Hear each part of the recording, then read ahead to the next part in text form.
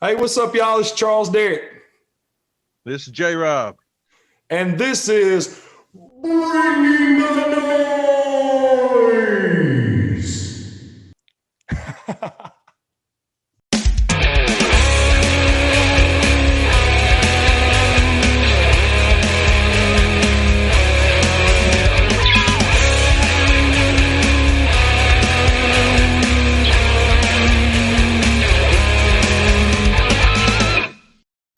Well, y'all, we got part two right. tonight. Yeah. And we are so excited to have her back on. And we're just continuing because it was so much information, so much to talk about, and so storied that I'm sure a lot of people are going to be interested to hear, more to the story. And there was a lot of that we didn't even get to scratch the surface of because of all the two or three really major things that we kind of lost ourselves in. But there's a whole lot more to talk about, so yeah, we're excited about part two here for sure. All right, me too. First off, I want to hear more about your time at Twitty City, because you talked about it a little bit. You just kind of went over, we kind of breezed over that. Yeah, just kind of glazed over it quickly. Yeah. And you performed there. We did. Well, let me tell you how that all became. When we lived in Oklahoma City and we grew up there, that's where my parents moved to eventually from Arkansas. And Daddy was still in rock and roll at the time, but we ended up moving to Oklahoma City and had our first house and, all kinds of things. A lot of firsts were happening. He changed into country music and had his first huge hit record. And another cool thing, and I'm going to get back to Twitty City, I promise. He bought his first airplane. And every time they would come in, into Oklahoma City from doing one of their jobs, the guy over the radio would say, "Come on in here, Twitty Bird." So that's how his little character that he created was invented, was them saying Twitty Bird. On the Christmas album, which I've been listening to. Oh, yeah. And Timeless. Been listening to them. Yeah, but the Twitty Bird lived long before the Christmas album. Yeah. It was his little mascot, basically. Put the little cowboy hat and the little cowboy boots and the guitar. And it was a big part of his career and merchandise and things down through the years. And so anyway, we ended up moving into a second home in Oklahoma. And when we moved there, it was a bigger home, and we were all so excited because we got this nice big home now, right? And there was a light post outside with a lantern, like a gas lantern. And my mama had a sign made that said Twittyville population 5. And so we always talked about, when we get older one day and we get married and start having children, it would be so cool for us to buy a plot of land and for all of us to be able to build our homes there and live together, because we were so tight as a family. We did everything together and just moved as one big unit from place to place, and stayed together. And all of our friends, I think I told you, would come to our house to play because my parents were so much fun and cool, and it was just different there. We had a big swimming pool. Mama even had to hire a lifeguard because we had so many kids in the pool because she couldn't keep an eye on everybody. Yeah, we would get the whole neighborhood. But anyway, so we ended up moving to Tennessee eventually. I moved here my senior year, and Mom and Dad came. I moved here right before they did because I didn't want to start my senior year and then move in the middle of it. So I came ahead of them and was living with my aunt and uncle for a little while. And Mom and Dad eventually moved here. And by the time they got here, I had graduated. I went to Northern Virginia, where I was when Don't Cry Joni came out. But Mom and Dad lived in my apartment that I was living in at the time. And they were staying there until they bought this land that was on the lake, and it was gorgeous. I mean, it was like in a big pie shape, and the house followed the line of the land, and it was, water all the way around. And it was a beautiful lake home. I mean, we just all loved it. And of course, I had gotten married by then, so I didn't live there, but I would go stay with them a lot, because I wanted to be home with mom and dad so much. But eventually, after we'd lived there probably about 5 years, or they did, these two brothers that owned this property here in Hendersonville contacted my dad and said, we're getting ready to build this complex, and it's going to be called Music Village. And we would love for you to come, bring your family, be a part of the property. You buy the acreage for your homes, and, then we would all, make this one big deal. They had like Tammy Wynette, they had a lot of different artists that had come, Marty Robbins.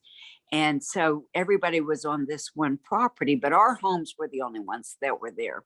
So our dream of Twittyville Population 5 finally came to reality, and it was called Twitty City. And it had our 4 homes, the 4 kids, and it had my mom and dad's home, obviously. And then they built a little home to the side for our 2 grandmothers. They were still living, and they both shared a little house together. And then up in the front was the business part. And we had a place called a showcase, which was a multimedia experience. Dad said, I don't want a museum. I don't want anything like a museum, because that kind of looks like you're already gone, where you just have things laying out. So he made it into an entertainment experience, and it was just the coolest thing. And it took them through his life and the changes. And the narrators within the showcase were first Dick Clark. He did the narration for the rock and roll years. And then Ralph Emery, who was a huge country music DJ, did the last part, when he went into country music. So it was just a real unique experience. So once you exited the grounds of the showcase, you would get to go out onto the landscape grounds, and there were waterways and waterfalls and a big fountain in the center. And it was just breathtaking. So they could get the fans who would come to visit would get to go to a certain point. They could take pictures. They had observation areas up high, so they could get pictures of our homes. And then, they could go to the front gate, and then there was a bridge beyond the gate that went over to mom and dad's house. So they got to, get as close as you could get. And really, for the first time, they were so respectful. Nobody ever tried to go beyond, the area they were supposed to go. Of course, there were guided tours, but people appreciated the fact that you gave them that up close and personal access. Yeah, because when we lived on the lake, or mom and dad's house was, they would bring these tour buses, that the city tour buses that would take them to the stars' homes. And they would get out of those buses and come through our gates and come around to the back and take pictures of us in the swimming pool. I mean, it was awful. So we had no control there. But this, people were very appreciative and very respectful. And up above the showcase, then after they went through the tour and the grounds, they would exit through the gift shop. So there was a huge gift shop that was there on the grounds. And up above the showcase where, I told you the multimedia show was Dad's offices. So he would sit up in the office window and wave down to the crowds, and the girls would say, "Oh, look, there's Conway, he's waving at you," and they'd see him walking on the grounds. They'd see my mama go out there and water her little flowers, so they got to really be a part of our family. So after we'd been there probably a year, Dad decided to build this thing called a pavilion. It was humongous. It was a probably 12,000 square foot pavilion area. So it was like a covered place, but it had waterfalls inside. It had a huge stage, and they would and they had a snack bar for people to. What they would do is people would go in there and they would wait for their tour to be called to go through the showcase, right? So they would come in there and sit and have a snack or eat or whatever and wait for their group to be called. Well, Dad started thinking about it. He said, you know what? We should do shows in there. So he asked me, would we be interested? And Kathy and Michael, and who also performed, he talked to all of us about it. So we all decided, yeah, that'd be fun. So 7 days a week we performed in there. Yeah, I sang 7 days a week at Twitty City, and we did 4 hours. But it would, we'd get a break in between a little bit, and then I would run home in between those 4 shows, and then I would work at Opryland Hotel 7 nights a week. So I sang all the time. I mean, I was working all the time at that point. But yeah, it was really cool, that the fans could be a part of it. And then they got to meet us and get to know us. And we met so many special friends during that time that remained friends all these years. So Twitty City was a great place. And my daughter was 2 months old when we moved in, when our house was completed. So she grew up there until she was 12. And that's when my dad, had passed away, and they sold Twitty City. So, yeah, it was a wonderful place. We just loved it. And we would all walk over in our nightgowns to each other's house, because at night it was closed and nobody could see us, but we all lived there. And we each had individual homes, but they were connected by one roof line, but they looked different. They were completely different inside. They just had to stay within the same architectural design, in order to look right there. So, we each had our home, and they were like in a U shape. Like my house was on this end. Kathy was completely opposite of me, facing my home. And then the 2 boys were in the center. Jimmy was next to me, and Mike was down on Kathy's end. So it was a big U shape. And they had a huge family pool with an island in the middle and slides and, a baby pool at the top. And so it was just a really neat place for my kids to get to grow up. And then probably the second year after we lived there is when we started having what they call Christmas at Twitty City. And it was a huge event, and people would come from all over the country to go to Twitty City in the first place. But then they would especially come back for Christmas time, because we would put up like 1 million Christmas lights, and it had all these animatronic characters out on the thing. And then I told you about the waterways that were out front. They would have. There's video of this on YouTube. Yeah, there is. Christmas. Yeah. Yeah. And the little elves would be floating the candy canes and stuff, and the pieces of candy down the waterway, or that's how it appeared. And then you would have the candy cane castle at the very end. But the most special thing on the whole place was at the very end, and Dad wanted this so bad because it was absolutely stunning.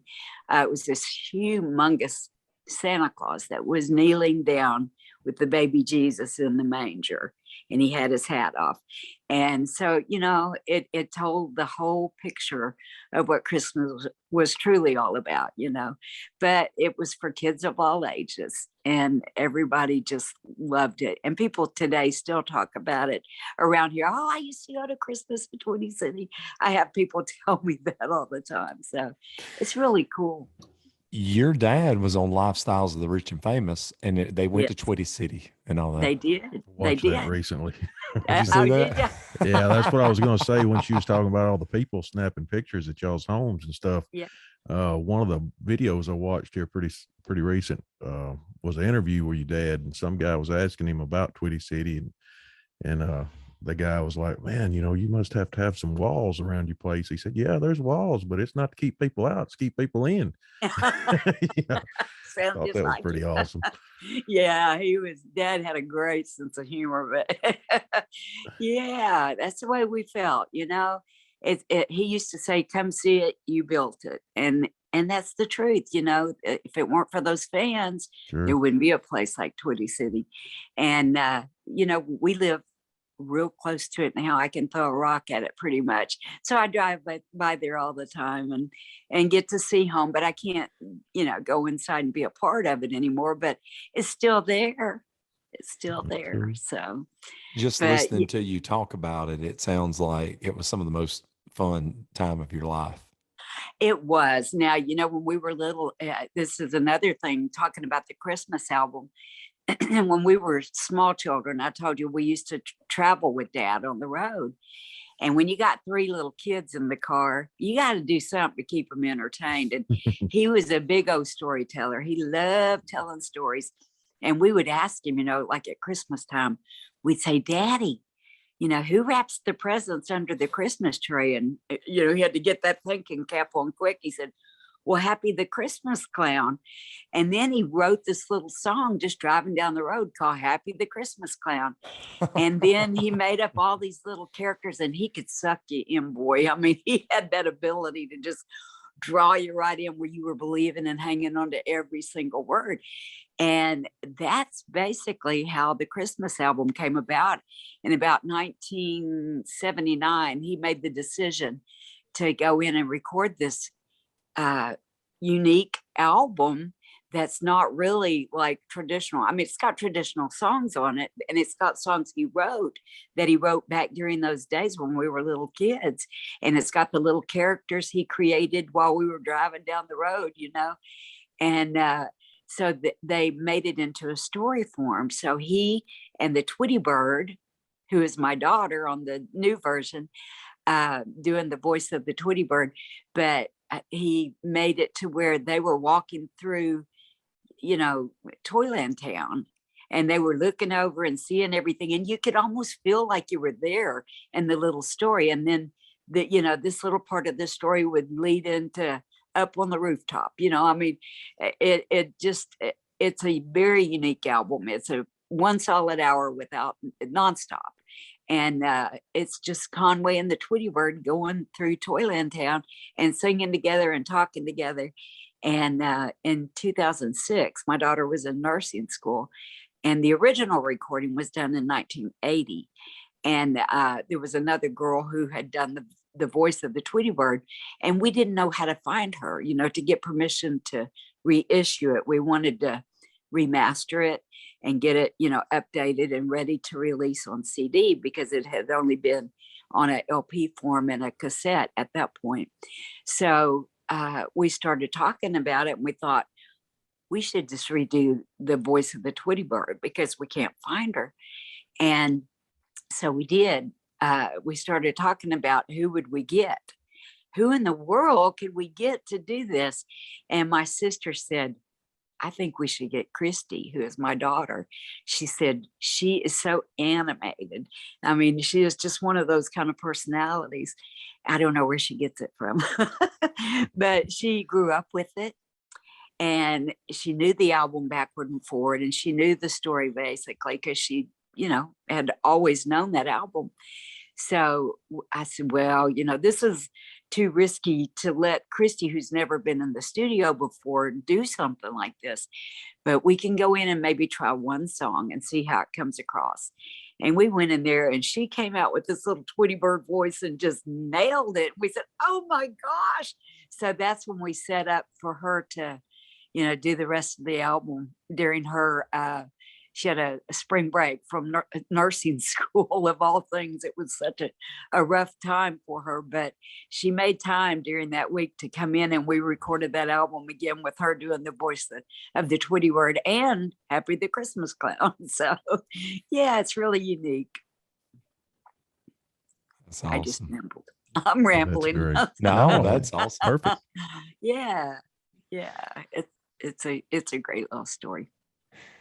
Yeah, I'm just, you know, I look at it like Elvis, Graceland, but Elvis opened up Graceland and let people come to it.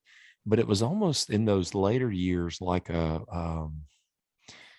it turned into a party you know, I've heard people, you know, like Yeah. were passing out on the grass and, you know, Oh all yeah. kind of stuff, you Well, know. they live. It wasn't a family style place like ours was. Yeah. So Yeah. I think Yeah. of, you know, Twitty City being a place that's open, but it was a lot more organized and family oriented. What Graceland ended up becoming after Elvis died, Yes. Yes. you After know. he died. Yeah. Yeah. That's Because I, right. you know, even what's her name, Lisa Marie, Uh-huh. she vaguely remembers it was, you know, people just passing out and people they Yeah. didn't know. It was just everywhere and Yeah. camping out in the yard and He had a lot of hangers on, you know. He just liked hanging out with the guys, you know, and um, I think that's what it was all about. They wanted to come be a part of the entourage, you know. And Daddy wasn't like that, you know. He was all about my free times with my family, and there was a big difference in their, you know, take on life and what became important to them. And not to belittle him, that's his choice, um, but it was just a whole different world. You Yeah, know, there just was no different. drinking, there was no drugs, there was, you know, nothing like that. My dad was as pure as the grass is green. You know, he just absolutely led that perfect little clean life and lived it every day and led by example for his kids. You know, so yeah, it was a different world. We lived a simplistic world in a big entertainment world. You know, we certainly live different than most. was there reference made at that time about like, you know, how Graceland had worked or was working at, you know, at that time? Because this was right after he had, Elvis had died He had and died. they Yeah. had Graceland opened. I mean, Was it open by then? you know what? I Don't can't. get me lying. I'm not sure either. I'm not positive. I know he died in what, 77. 7. 77. Yeah, I know it took them a little while to get their feet in the water of how they were going to do things, and I don't remember what year they opened, but I know at the time Twitty City was the second biggest tourist attraction next to Opryland. Yeah. And Opryland was a huge amusement park, you know, with the Grand Ole Opry. So we were the second most popular and visited place in the state of Tennessee. So I don't know that they were open. I can't say for a fact, but we They didn't model opened it after anybody. Graceland open. I'm sorry, because see, I thought it would have been right after he died, you know, but it didn't Uh-huh. open until June 7th, 1982. Okay. Well, we opened Twitty City in, well, it was 82 as well. Yeah. Yeah. Well, I mean, even at Wow. that, was there that much ever at Great? I mean, it sounds like Twitty City. It was more of a, I don't know, had more goings on instead of just like Well, for walking sure. through Elvis's place and seeing his stuff. You know what I mean? Yes, that's right. That, I mean, you didn't have Elvis to draw him there. You didn't have his family living there to Yeah, draw him right. there. You didn't have live entertainment like that. You know, it was more of a go through the museum thing. Like my dad Mhm. talked about, you know, I don't want it to be like that. I don't want it, you know, to look like I've already gone. You know, I want it to be alive and entertaining, like my life is. You know, Well, it was more. and Sounds like it was more like an amusement park. You know, kind of more y- like an Opryland compared to what Graceland was. yeah, Anyway, well, it was quite different. I mean, it didn't have rides and things like that, you sure, know, but but just but the it vibe. You know, the vibe, yeah, definitely entertaining, and people loved it. And I mean, we would have just, you know, like 1 million people a year, I think it was, that would come wow. through. Yeah, That's it was awesome. very, very successful. And we lived there till, you know, till after, right, the year after he died. And, you know, it really, after he passed, I didn't want to be there. It was like, it just didn't feel right without him there. Really? Yeah. Yeah. I mean, it really didn't. We'd lost the heart of the place, you know, and mom and dad were divorced by then. And so, you know, there was no other reason for us to stay. So it was kind of a relief because I can remember, you know, and I'm going back to when dad died, but I can remember driving up to the gate. You know, we would have a gate code that we would get into the gates, and they would have the loudspeakers playing and Dad coming over, and it was just too hard, to hear his voice everywhere. And I'm looking around like, the birds are singing and the sky is blue and the sun is shining. Doesn't it know how sad we are? How can it still be, normal? Because it's certainly not normal to us. So I really, was ready to make the move. As hard as it was a a bittersweet thing. So it's one of them things. It's kind of like, the people is what makes the home there. It's not the place or the land. When you're absolutely when all the right. people are gone, there, it's not really home anymore. Yeah, exactly. So I miss it. I dream about it, I think about it, but I don't want to go back there without him or my mom. It just wouldn't be the same. So I know some people have talked about, why don't y'all buy Twitty City back? Why? It would not be the same place. It wouldn't have the love and the family and the, all of the things that made it special. And that's what, to me, made it special. I know the fans felt like they were coming to our house, even though they didn't come inside the house, but they felt like they were home. We made them comfortable, like, you're welcome at our home. So, nice. Yeah. I wish I could have went to it back then. Yeah. I really do. I wish I could get in the time machine and go. I know, me too. I'd go back there if I had a time machine. Something you said a while ago, and I got to thinking about this, but for instance, there was a Living Legends tour that Conway went on, with Merle Haggard and George Jones? Is that right? Yep. Well, okay, so these people were big for a long time. I mean, your dad started in the 50s. So, just say fast forward to the 80s and the 90s. I mean, these people were like old school to the new people coming up. I mean, it was like these people were living legends, have been around for a long time. Absolutely. All three of them were living legends. They were. Yeah. I mean, they still are, and actually Dad had a company and they would promote the show. So, the three of them put this package deal together where they would tour together. And it was just like unbelievable. You go in there and there's star power everywhere. And it was something. I got to go to those shows a lot. That was during a time where I did go with him a lot. And then I remember a few years before that, who opened for him was a little group called the Judds and a little girl called Reba McEntire. and they would open for Dad. So I got to know all them back during those years, And so that was really cool. But to watch these people, that their careers got launched by being on these big shows like Dad's.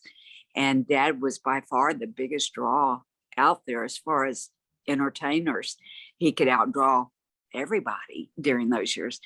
And, he broke his own records when he would play night after night. And so it was quite an experience to go to one of his shows. Well, I was thinking, I was making reference to the whole Elvis, comparison, because Elvis these guys started around the same time. I mean, Conway was right after him. So, and they were both 50s. So, Elvis had died. It's not like Conway was like the newer age or something. No, he was still part of that whole 50s, 60s, killer of surge coming out back then, kind of thing. Yeah. I mean, of course, Dad left that world. Correct. And went into country, but sure. And he said, I never look back, and so. But I mean, he was still a known commodity and still a living, legend from way back, beginning of way back, Well, it's probably the kind of push, the biggest difference was being you're mentioning that is like with Elvis doing all those kind of low budget movies and all the other stuff with, just from an advertisement standpoint. And where, what we talked about on the last podcast, where Conway was more you know, it wasn't like record companies was shoving him down everybody's throat. He just had this huge, almost, it's not, but it's almost more of like an underground kind of fan base deal that just loved the music and the man kind of thing, instead of all the glitz and glam. Yeah, that's right. You know, he did. His manager did talk him into doing 3 movies, and he was, he was in 3 movies. One was called Platinum High School. One was called Sex Kittens Go to College, and the other was College Confidential. Excuse me. And so he did do those, and it didn't take him long. We moved out to LA, lived out there, and it didn't take him long to figure out, this is not for me. I want to go home and do what I do and get the heck out of here, you know. So he wasn't interested. He had people approach him later in life to do more of those kind of things, but he just wasn't interested, you know. Wasn't his thing at all. And he enjoyed writing songs and recording, and then he dabbled into things like he had a restaurant chain called Twitty Burger, and it was great. Oh my gosh, it was so good. It became franchised, and it started in Oklahoma City and went you know, mostly in the Southwest, and even made it over to Memphis, I think. But anyway, yeah, it was a really successful thing. And then he had mobile homes, like lots there in Oklahoma City that he was a part of. He got into the convenience store. They were called Odds and Ends. Got into that for a little while, and he dabbled in all that, and it was fun to try different things, because he always knew, you know, you're 1-hit record away from everything ending. You know, it can be over tomorrow, and you better have something to fall back on. So he was trying to set himself up for when the day came that he could no longer sell records, that, you know, he would have something to fall back on where he could support his family and live a good life still. And then, of course, he got into the publishing world, where he owned and published all the songs he had written and found other writers. And then he also started, him and Loretta together started United Talent, and they were a booking agency, and they would promote their own shows. Well, not every show, but once he and Loretta started together, they were so huge, and they were the first country act ever to be able to sell out a stadium, you know, like a big stadium, not just you know, what do you call them, a coliseum or something. Right. Yeah, but I'm talking about a football stadium kind of thing. Yeah. And they were the first country music act ever to be able to do that, because they were so hot, you know. And so anyway, he eventually worked his way out of everything but the music stuff, and he still had his, you know, his talent agency and the publishing and those kind of things. But yeah, he just finally decided, I'm gonna leave all that stuff behind me and stick with what I do best. You know, let's don't try branching out anymore. And you know, but the hits kept coming, so he didn't ever have to worry about what am I going to do when I have my last hit record, you know. So fortunately for him, he was very successful in music, and he went out on top, you know. He really did. Sure. Yeah. Well, it sounds like too, in that, like, it seems like your dad was, even though he had managers and other people, I'm sure, throwing him ideas, it seems like he was making a lot of decisions about what he wanted to do.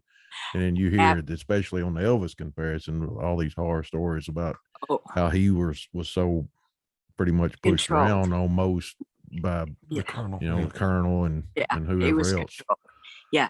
No, once Dad left, you know, and I told you all last time that Dad left his manager in rock and roll and went into country. He never had another manager ever. From that point forward, he managed his own career. He had road managers that took care of, you know, that kind of thing. But as far as a manager, never had another one. So he decided another great decision that he made out of many. Absolutely. Well, they take the big percentage off the top of the gross of what you make. And they're not going to watch over you like you're going to watch over you. And they're going to lead you down past it. You don't need to be going down. And Dad, by that point, had his fingers on the pulse of what he needed to Had do. seen enough to know how to maneuver it anyway. Well, yeah, but I'm talking about for his personal career. Yeah. He learned real quick who his audience was, and that was women. Men liked him too. He had to do songs that men, he used to say, you do a song a woman wants to hear, but you do a song that a man wants to put the quarter in the jukebox to play so he can squeeze her a little extra tight when he's dancing with her. And it'll say what he would love to be able to say and can't.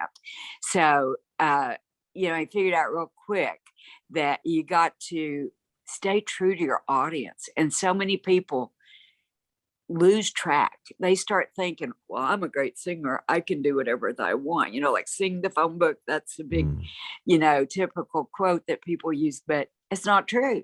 If the song's not great and you're not really focused on what your audience wants from you, and you start pleasing yourself instead of the general public, then you've lost control. Yeah. I mean, it may be different today. I don't know. It's, a whole different world today to me. But back then, when Dad was around, you had to pay attention to those folks and see what they responded to, what they did. You still do. He was. There was another one of those interviews I seen the other day too. I think he was talking to Ralph Emery on Pop Goes the Country. Uh-huh. And I think it was the first time maybe he had been on a TV thing after he kind of had his hair blowed out a little bit instead of slicked back. Ralph was picking at him about it. And he said, yeah, my wife mentioned something and somebody else about, changing it up. And he stopped there saying, but now if my fans don't like this now, it'll be back like it was next week. Going right back. That's right. He did. He paid attention to what they said, and they let him know, they let him know if they approved. I mean, you could even tell, like when you would put a song out, it may go to number one and it's a great song, but it may not get that crowd reaction that, like Linda on My Mind or Hello Darling or Goodbye Time or some of those monstrous records, or Don't Cry Joni. Just kidding. But anyway, if it doesn't get the crowd response like that, it would live up there in its spot for a little while, and then he would rotate it out and go to the next one, So there were certain songs that didn't move, they always were going to be there. It's only made believe he closed with that every single night because it was the biggest song he ever had of all.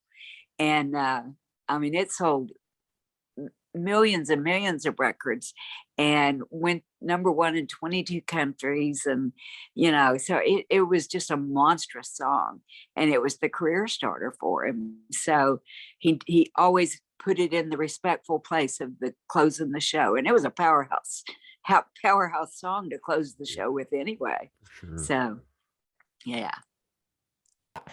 So I did look up, I told you I was going to look up all the tour stuff and just to kind of jar some memory and see what you would say if you remembered any of this stuff. Obviously, right before he died, he was doing a lot of that legend stuff with George Jones, and he even done some dates with Vern Gosdin. He sure did. Can you imagine? It was awesome too. I tell you what, I was a big Vern Gosdin fan, still am. But back then, when he would come out, I'd just like, oh my gosh, it's so good. He wasn't like that. Come out and rock the building kind of entertainer, but he was such a solid, great singer, and those harmonies and everything were so good. Record, he really shined. There's some people that were great on record, but they didn't do it live. You know what I'm saying? They didn't have that ability to draw that crowd in and get the kind of response that you want to happen. there's a lot like that. I've seen a lot of people's shows up close and personal, where they would open with dad or be on the same show. I mean, like George Jones, and I love George. I mean, he's a sweetheart, but he would not follow my dad. He said, "Are you crazy?" Even Charlie Daniels said, "I had to go out there and follow Conway one time. It was like a men are trying to find, how do you say it? A men are trying to follow Moby Dick." Yeah, I did see Charlie Daniels make a reference to not, he said, Conway wasn't necessarily the, big time showman, but he didn't have to be. He was just that voice and that, presence and everything. And he was like, oh yeah, he didn't like, run I'm around fixing to have to go follow that, trying to do everything I can to get people going. And he was like, it's going to be a nightmare, Daddy never moved. He would take his guitar off after a certain point, and he would hold the microphone. He'd do that little thing, where he would bend down and that was the power, though. He didn't have to do running around. He didn't have to do all that, that silly was stuff. It was powerful. And, they would have some neat lighting behind him, but there wasn't any fancy staging. That voice, the voice. He sounded like a dang record up there, better than he did on record. I mean, he really did. I get chills watching that Lifetime Achievement Award deal. The Goodbye Time. Oh, God. Was it Goodbye Time? It's Goodbye Time. Yeah, yes. On that TNN Music Awards deal. It's on YouTube. It will give you chills. And it shows you in the crowd right after when he ends. Yeah. It goes out in the crowd, and then it shows you sitting there. And he tells his mama, she was there, Mama Jenkins. He said, "I told you not to worry, Mama." It was so sweet. But yeah, he could take the house down. But you know what? That performance, I saw him do night after night. But it would be like a whole show of it. It wouldn't just be one song. It would be like starting with "Hello, Darling," and then the rest of the way went up. It was powerful. I'm telling you, if you didn't get to see Dad in concert, you missed out. You really did, because he could move that one little hand, one little gesture with that microphone, and the women would go nuts. I mean, nuts. They did. I'm not kidding you. I witnessed it, because I toured with him. So I told you, that's the first time I really realized how huge he was. And I mean, I heard him sing at home, and I thought he was great. And I didn't really pay that much attention. But when I went out there and started touring and went, oh my gosh, I really got to see something special. And it was.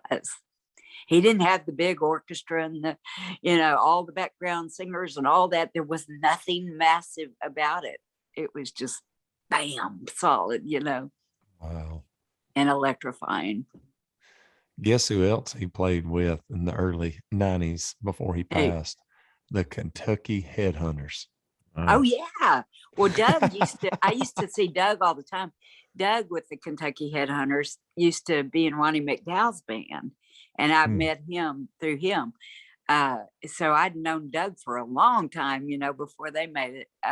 Another one, I was just thinking of somebody. Oh. You never knew when George was going to show up, right? No show Jones, that's what they called him. But he would not show up sometimes, and they'd have to hurry up and get a fill in. And I was there that night, and you won't believe who sat in that night or did George's spot. What year was this? Do you remember? Or time period? What period? In the Legends tour. Okay. So early 90s. Late 80s, yes. Early 90s. Okay. Yeah. Okay. I'm just going blank on his name. Oh my gosh. I'm looking at some names. Only here. the Lonely. Robertson. Yes, Roy Orbison. Roy Orbison. I was going. My gosh. You talk about magic now. Oh, man. Everybody in that building just sat there going, he had that same thing Dad had. He had that magic about him. and didn't have to move. Like he was from the 50s. Like even in the 80s, he still looked like he was somebody had got him in a car. Yeah, but wearing a black Elvis jumpsuit though. I seen some and video then with black him, rim Yeah, he always wore glasses and the dark him glasses. and Yeah. Carl Perkins and Johnny Yeah. Cash was playing on some show or something. And Johnny, you know, looked like Johnny, but Carl Perkins and Roy Orbison had the exact same jumpsuits on. It looked like they had a championship belt on. It was just awesome. Oh, well, I tell you what, though, I mean, that man could sing. He could sing really great. And he just sat there. Well, and Vern did that to me, too. I just was so excited when he was there that night filling in. And I love George, but I saw George every night. So it wasn't like a new experience. But when I saw Roy Orbison, oh, man, he was awesome. What happened to him? How did he die? You know, I don't know, but I know he lost his family in a fire here, you know, next door to Johnny Cash. He was on the road. Yeah, they lived next door to Johnny Cash, or like 2 doors down, and he lost his family, but he remarried years later. But I can't remember what he died of. He died in 88.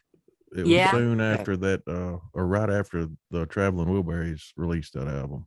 He died in December of 88. Yeah. And he died before Dad. He died. He performed at the Front Row Theater in Ohio in December 4th of 88. Exhausted, he returned to his home in Hendersonville to rest for several days before flying again to London to film 2 more videos for the Traveling Wilburys. On December 6, 1988, he spent the day flying model airplanes with his bus driver, blah, blah, blah, blah, blah. Later that day, Orbison died of a heart attack at age 52 at his mother's house. Yeah. 52 years old. 52? Wow. Isn't that crazy? I thought he was way older than that. 52. I knew he wasn't very old, but I couldn't remember exactly, you know, the age. But I was thinking he was like maybe in his 70s or something. He's buried at Westwood Village Memorial Park Cemetery in a unmarked grave. Sounds like my dad. Basically, you know, you get those kind of women and they have control and so it's kind of sad that he's in an unmarked grave. Yeah. Breaks your heart after, you know, everything that they work so hard to become, and, you know, a place for the fans who loved and adored and supported and paid the lifestyle that you became accustomed to, you know, give them, if nobody else, give the fans a place to come and mourn. Sure. You know, that's the sad part for things like that. I just don't understand that way of thinking, but you know, I'm not the widow of a legendary person, so I can't say I understand totally, but it didn't seem right to me. No. And his songs went really big right after he died. Yeah. Roy Orbison. He was the first. Hold on. Let's say. Became the first deceased musician since Elvis Presley to have 2 albums in the U.S. top 5 at the same time, with the Traveling Wilburys at Volume 1 at number 4 and his own Mystery Girl at number 5. That was with You Got It. That song You Got It was on Mystery Girl. Okay. It came out in 89, January of 89. I'll be darned. So all that stuff was happening right after he died. Yeah. Oh, you know what? I mean, this is like, I'm changing the subject completely, but it made me think of something really cool. When my dad, okay, let me go backward. My brother Jimmy played baseball with Vanderbilt's team. He got drafted, you know, he got a scholarship. I'm sorry, not drafted, a scholarship, and was playing with them. And they were playing down in Florida, in Miami. And we were down there. And I went on the trip because they were doing spring training down there. And Dad said, guess where we're going today? I said, where? He said, we're going to meet the Bee Gees. I said, what? Because I mean, that was my time, you know. And so the Bee Gees, you know, Dad had just recorded a song called Rest Your Love on Me, which is a song Barry had written. And so we went to their studio and they were there. And I'm telling you what, I mean, my tongue was hanging out when Barry was so good looking back then. It was gorgeous. Yeah, that dude was a stud back in the day. Oh, he for was. sure. He was more handsome in person too than he was, you know, just like seeing him on TV or something. Oh my gosh, it was just wow. How can you be so pretty? But we got to sit there with them on the couch, and they love country music, and they love the old country music. And they were sitting there singing all these old standard country songs, and I got to sing harmony with them. Oh, wow. It was so fun. Yeah, I got That's to sing wild. harmony with them. Yeah, it was awesome. But yeah, I got to meet the Bee Gees. That was pretty fun for That me. is cool. I'm sure. Yeah. And Olivia Newton-John, that's another one. When I was recording, you know, I had my deal. They were doing Christmas with Olivia, and it was going to be a syndicated show. And so I got to go and meet her and do an interview with her. It was me by myself. It wasn't with Dad. But I got to meet Olivia and, you know, be a part of her special. That was really cool. So I got to meet a lot of my pop heroes that I like to listen to too back then. That, you know, of course, the Osmond brothers, you know, the Osmonds, Donny Osmond Oh, and yeah. all of that were the brothers. They all came in and sang harmony on Dad's single or version of Heartache Tonight. They're doing the background vocals on that. Yeah. Yeah, it's really cool. Yeah. Hold And, on. Who redid that song later and made it a hit too? Or no, that was earlier. I'm sorry. That was the Eagles, wasn't it? Yeah. Well, the Eagles had the original. Original. Yeah, And then- yeah. So and that was then the Dad did the country version. gotcha. And he had Okay. the number one, yeah, with country. Gotcha. And I don't think it's been redone since then, but they did come in and do the background vocals for it. So yeah, that was cool. I had another great song that Dad recorded that I love. It's called Lost in the Feeling. If you haven't heard that, you need to listen to it. It's called Lost in the Feeling. And Ricky Skaggs, you know who Ricky Oh, yeah. Skaggs is? Okay. Ricky's doing the background vocals on that. And it is, oh gosh, dang, it's phenomenal. There And were you some know, other covers on that Timeless. I thought a lot of those covers. That Heartache Tonight was one of them, I believe. no. Was it not on that one? There were some other covers on there. There were some other covers on Well, he there. did Proud Mary. Proud Mary was on there. Timeless, Yeah. because this was all done in 72. Okay. That album was done in 1972. Okay. You know, you caught me off guard here because I don't have a copy sitting in front of me, but I know Proud Mary was a cover. It was never a single, but it was something, you know, when you do a lot of ballads for singles, you got to come up with some up-tempo songs in your show. And that song was big at that point. And so he did a country version, that rock and country thing. And so he did that. And there were some others in there, but most of them were his hits from that time period. Yeah. Yeah. So yeah, or there was a couple, maybe one or two that maybe somebody else covered later on. Because I recognized it, but not from him. You know, I recognized really? it from whoever else had done it. Well, on you're going to that. have to tell me what it is because I can't think. I'm gonna have know to he- go get that album out of the truck because I've been listening to it in the truck. I remember Okay. Proud Mary being on there, but Yeah, Dim Lights, I Thick thought Smoke. I thought that Eagles song was on That was there. something that used to happen a Mhm. long time ago. I think a lot more than last several decades. Like if somebody had a big hit song, Everybody in another recorded it. genre or Yeah. even the same genre, they'd Uh-huh. do it again like in a couple months. You know. Yeah. Well, Mhm. yeah, Dad, the song The Rose, he had a Mhm. monstrous record with that. And Bette Midler had the original. And then the Pointer Sisters, Slow Hand, you know, Dad Yeah, came yeah. out with the country version. But, you know, you really didn't have a lot of country music, true traditional country fans going over and listening to Bette Midler. You just didn't. Yeah. So you take a great song from over there and you recorded it in a country style and put your country thing on it, you know, and then it's a whole different feel, you know. Most people know Slow Hand from Conway, period.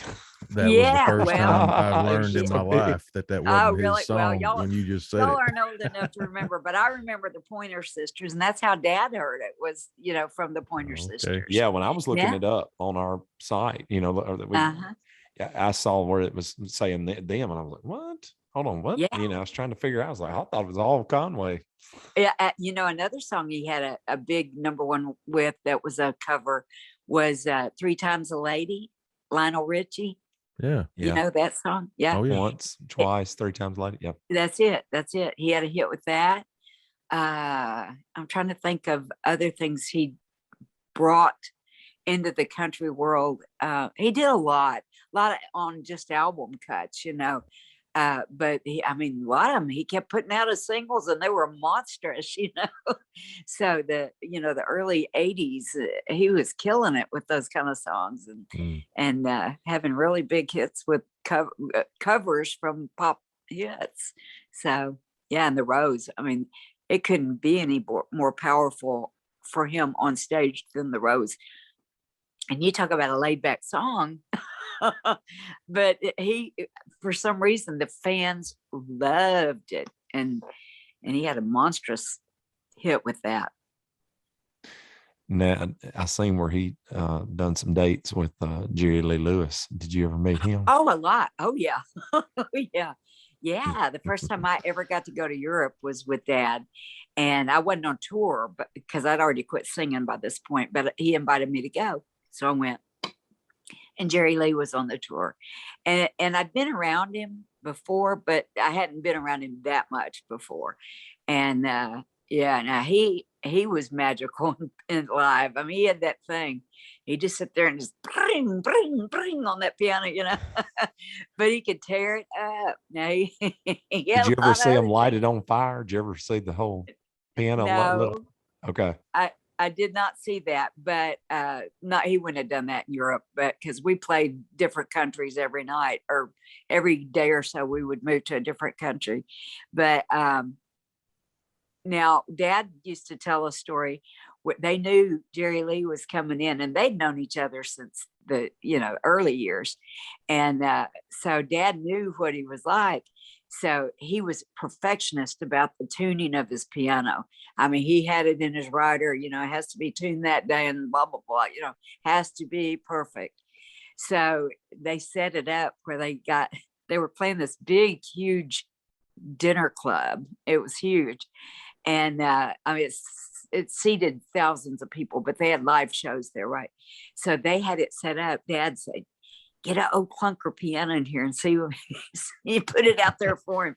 So Dad and them were standing over there watching, and Jerry Lee walks out to the piano and he went bling, bling, bling, played around on a little bit, and he just pushed himself back from the piano, started pushing the piano and pushed it out a huge plate glass window into the lake. Oh, wow. Get this piece of trash out of my face. I know, Dad. Oh my gosh. But he did.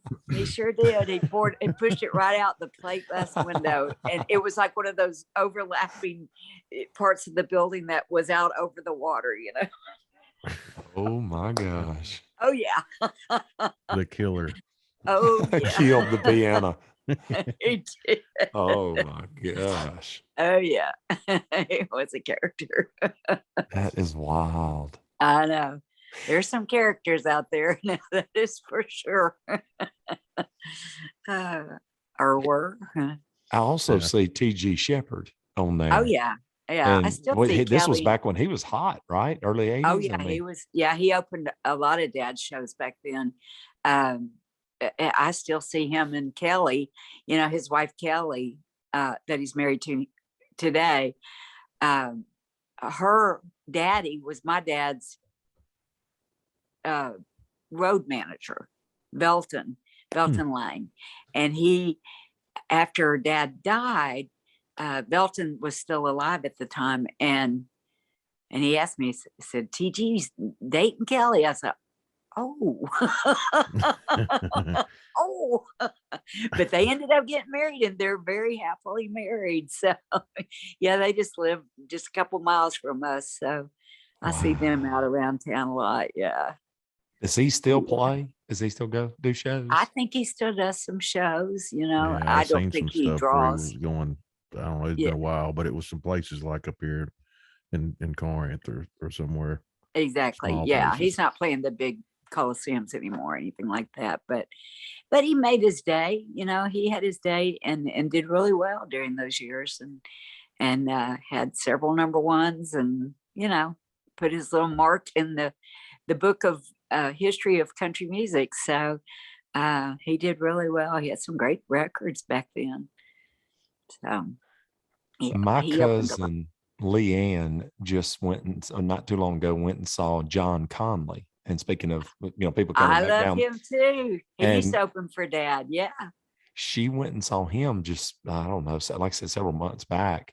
And it was just like in a small banquet room. I want to Oh say there yeah. was only like 150 people maybe, and they were all seated, you know, whatever. And Yeah. said after it was over, he just went back there backstage, and it was just open for anybody to walk back here and say hey to him. He was just sitting there, Yeah. and they talked to every one of them.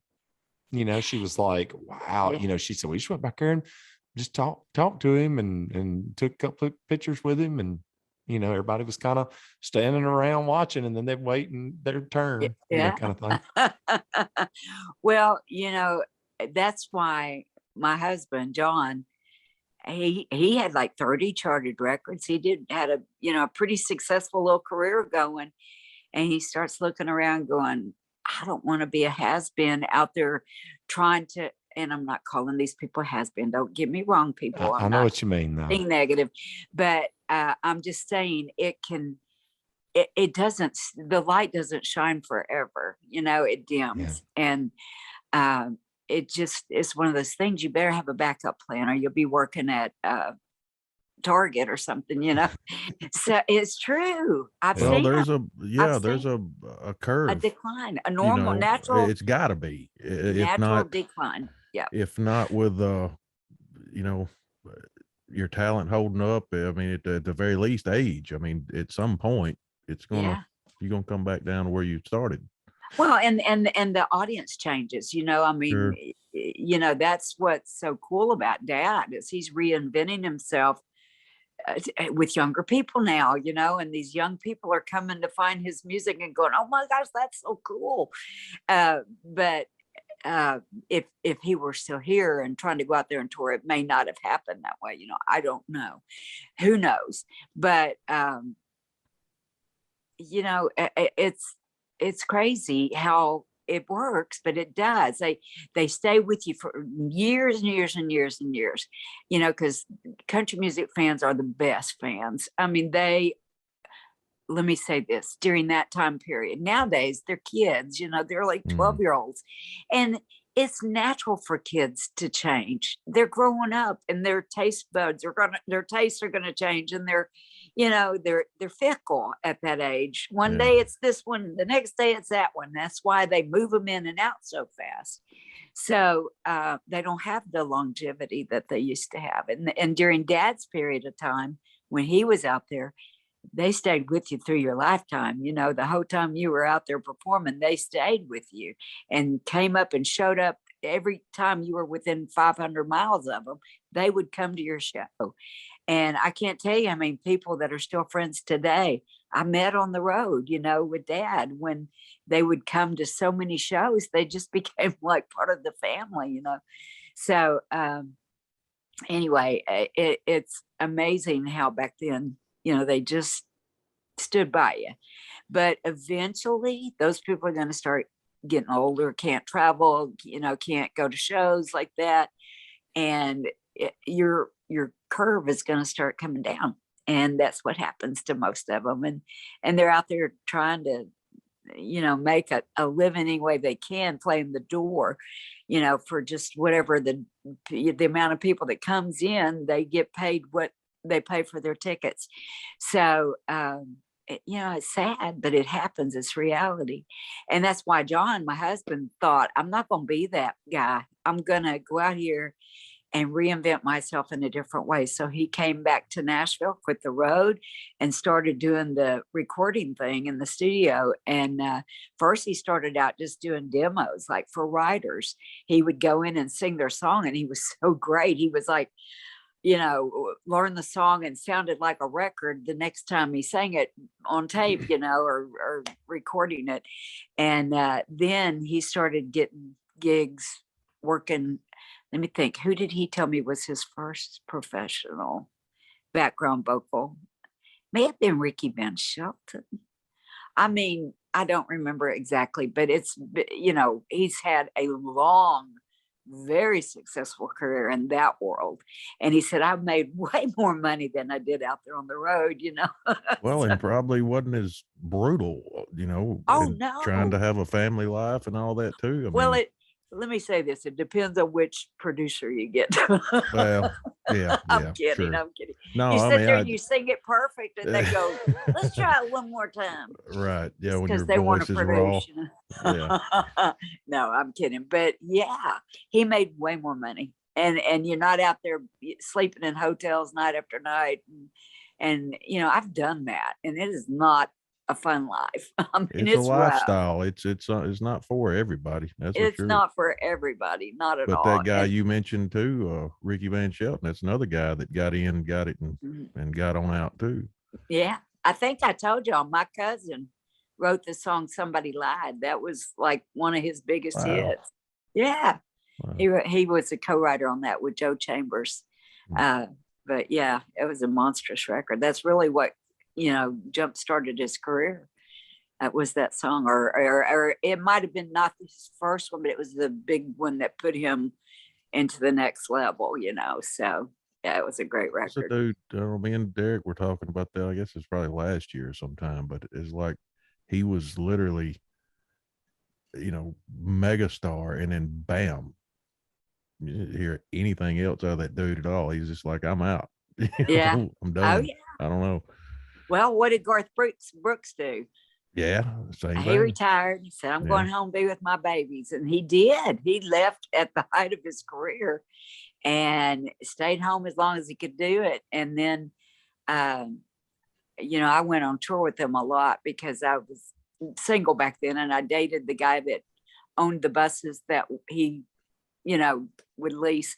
So I got to go on tour with him a lot and sold merchandise and got to know Martina, back when she was still selling t-shirts. And so anyway, it was really fun to go out with them, but he just walked off, left his career behind, and then later he went back. And I remember hearing that he was going to be in Las Vegas, that he was going to start doing some shows again. And so John had just sang on one of his albums. They called me, Garth was doing his first album since he'd been out of retirement. And he said, get Joni on the phone. So they got me on the phone. He said, I want to play something for you. And he pushed play, and him and Trisha were doing After the Fire Is Gone, Dan Loretta's song. So they re-recorded that song. And so anyway, he told John, I'm going to be back on tour in Vegas, and I want y'all to come see me. So we went out there to see a show, and we walked in. And of course, I was used to his big production. This was back a few years ago now. It's probably five years ago, something like that. But I was used to, Garth having the big stage where he ran all over the place and swung across ropes and did all the stuff. And I walked out there. We sat down, and there was just one stool, a guitar, and a microphone. And I thought, well, I wonder who's opening for him. And then all of a sudden he comes walking out. And I'm telling you what, that dude sat there and held those people in the palm of his hand. He did kind of, the story thing. He told his life through a story and put the music with it, and songs that influenced him. Even James Taylor, he talked about him and how he met James Taylor, and And anyway, it was just amazing. And he blew everybody away just as much as if he had run around and done all the crap, you know. And he's got that thing too. He's another one that's got that thing. That it factor. For sure. He does.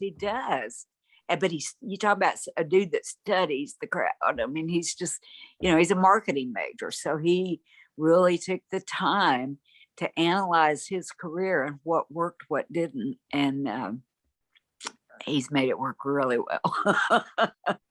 So my hat's off to him. I appreciate when somebody doesn't get caught up in their ego, because I've met several of those, and they start thinking it's all about them, and they ride in the limousines, and they, you know, have to have the entourage with them, and, you know, they play that star thing, and they lose track of themselves. And then it's just about pleasing me, you know, pleasing myself, and not pleasing the people who put you in that position, you know. And that's how they fade. Well, not everybody. Some people fade and don't do that, but you know, it can happen, go like a nosedive, you know, really fast down if they don't have the right mindset and keep their feet on the ground. Yeah. There's probably a little bit of correlation between, you know, people that get that way of maybe blowing up before they've put in all that real hard work and scratching and clawing to get something built up. Absolutely. You know, if it just blows up and it's like, oh, this is just, it's I'm more than this or something, you know. More than they can handle. Right. Yeah. And Just usually not those are mentally one hit wonders, you know. I mean, Sure. they can't, what are you going to follow that up with? You know, how are you going to follow that up? Yeah. And a lot of them may have been trying for years, but they just have that one monster record and they can't follow it up, you know, because Yeah. they don't have enough education in their career to figure out what's the next best step to take. And they'll Right. put something out that's totally wrong, you know. And you know, like I say, it's not about the singer, it's about the song, you know. Singer helps, but the song is what, you know, the magic. So That's right. it's true. I mean, coming from the daughter of a songwriter, I learned that early on, and he certainly gave all the credit to the writers. If, you know, he would write his own songs a lot, but after he decided, you know, that he wasn't going to write anymore, he needed to focus more on other things. And two, you know what happens? It's so sad when you get notoriety behind you and you write a monstrous record, you know, and you get people coming after you saying, he heard my song at so-and-so. Well, Yeah. you get a lawsuit against you and you say, I've never even met this person. How am I going to hear their song? You know, when that creativity's been in them since he was a kid, you know, Right. and they're going to sit there and, you know, what most of them have to do is settle out of court just to stop the bleeding. Sure. And, you know, because otherwise you're paying attorneys, you're paying for these musicologists, and you're paying for this man in a black robe that didn't know music from, you know, playing hopscotch. They don't know. And you're putting your life in their hands to make the decision whether you did or you didn't have access to their song, you know. So Right. Dad finally said, I'm not going to do it anymore. So he quit writing. And then he started just recording other people's. And I told you he would play, you know, take about 2,500 to 3,000 songs every album and listen to every one of them. So he could pick those perfect songs that he said any one of them could stand alone and be a single. I don't have, you know, 3 hits on my album and the rest are fillers. Filler stuff, yeah. I don't do that. You know, he said, I make sure every one of them could stand on their own. And yeah, that's the way he always approached things. And it made a lot of sense and it worked. I'm going to ask you who some people are, and I may get in trouble for this because I'm probably supposed to know who these people are. And I haven't looked them up. I hadn't looked them up, but I'm sure if I hear a certain song, I'm going to be like, oh, okay, well, that's who that is. Who is Gary Morris? Oh, Gary Morris. He had a big song called Wind Beneath My Wings. You've heard that song? Oh yeah. Mhm. Yeah, Okay. who He had ended the, up? That was Bette Midler that Yeah. she covered it after covered it. Gary Morris. Yeah. Okay. It- Okay. yeah. All right. Yeah. If That's it- right. I knew that there was Uh-huh. an original version of that. Okay. Uh-huh. All right. Who is Helen Cornelius? Helen Cornelius. She was the duet partner of a guy named Jim Ed Brown. She had some hits. I can't tell you one. She wasn't like a mega star, but she had the star power. You know, she could be a great opening act, and she'd draw in some people. You know what I'm saying? But look her up. Okay. She's country. These were people that did shows with him. I'm just obviously Yeah. I knew the majority, but there's a few Yeah. names here. Mhm. Randy Barlow. Okay. There was He a was ticket that had big. Conway, Jerry Lee Lewis, and Randy Barlow, and this particular show was at the Ohio Center in 1980 in Columbus, Ohio. Okay. I've heard the name, but he wasn't like a big star that I'm aware of. Where were you getting this random information from? I know, To come be on. asking. You know, Hey, I'm looking at Concert Archives website, and it's got a lot of concerts from back in the day, and I'm just and some who of else these was on- names. Who it else was was on the show? Jerry Lee. It was Jerry Lee Okay. Lewis, Randy It might have been Barlow, and somebody. Conway Twitty. It could have been somebody that Jerry Lee knew that wanted to open. Who knows? I've Yeah, heard that true. name, but I can't tell you anything about a career. I don't know. And I've heard this name, so I probably do know a song. Billy Joe Spears. Oh, she was great. Yeah, she was a really good country singer, female. You know, back then women didn't have near the career men had. They would have hits, but they couldn't compete in the arena with men. I mean, they just couldn't. There was only one female during all those years that could go out there toe to toe with a man and draw the same crowd, and that was Loretta Lynn. Yeah. Yeah. So, but yeah, she Could did have Dolly some do it hits. back then, or was that later? No. That was much later. Well, Much she later. got bigger as far as like probably touring thing, Movies. maybe in movies or with the 80s and stuff like that. Yeah. Well, yeah, Yeah. we noticed that same thing looking for material for Dukes of Country stuff, 70s and 80s. It's like to Yeah. find stuff for Tanya to sing is like pulling teeth to get enough to kind of even things out. You know, Yeah. just not that many with the women back then. You know, Crystal Gale was really big. She could do Crystal Yeah. Gale. She had a big, monstrous career. That was after Loretta quit, you know, selling a lot of records. Loretta wasn't ever, well, I should maybe hush my mouth. Tell it like it is. Next. Tell it like it is. I love Loretta. I do. I adore her. I don't want to say anything negative. It's not negative. It was just a fact. But oh, you're talking about Loretta. Okay. Yeah. Ooh, that Don't It Make My Brown Eyes Blue is a good song. Oh, By Crystal God. Gale. Crystal Gale, man, she was my favorite back then. I mean, I adored Crystal Gale. So tell her to listen to her. Tell you another. Yeah, I've heard Tanya sing that song before. Actually, Yeah, she could do a good job on that. Dottie West was another one that was. Yeah. She had some great songs. Lesson. Yeah, we do Lesson and Leaving. Yeah. Oh, okay. Yeah, I think I seen her remember on Hee Haw the other night. Yeah, I love Dottie. Crystal Gale had Ready for the Times to Get Better, Talking in Your Sleep. I remember that one. Talking in Your Sleep. That was one of my favorites. Half the Way, You and I. Mm-hmm. Just You and I. I bet I would know. Yeah, it seems like that was a duet with Eddie Rabbit. Okay. Yeah. Yeah. Oh, yeah. I know it. Uh-huh. That Talking in Your Sleep. I know that one too. Mm-hmm. Yeah, that was my favorite. We'll have to look up some Crystal Gale.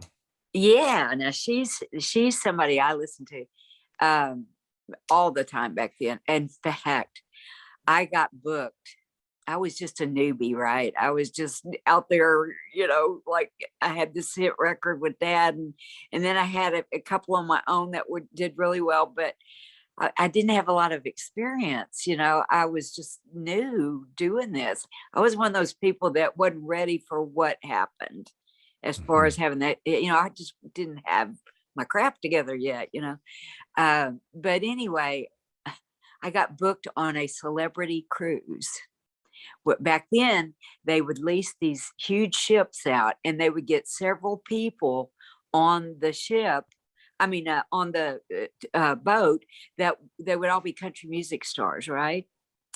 And I heard Crystal was going to be there, and I knew her guitar player, so I was so excited. Even though I'd known Loretta my whole life, I hadn't met Crystal before, but I was a monstrous fan. And I had to go out there and do my show with Crystal Gale sitting right there, first row, staring at me. And I was shaking so hard.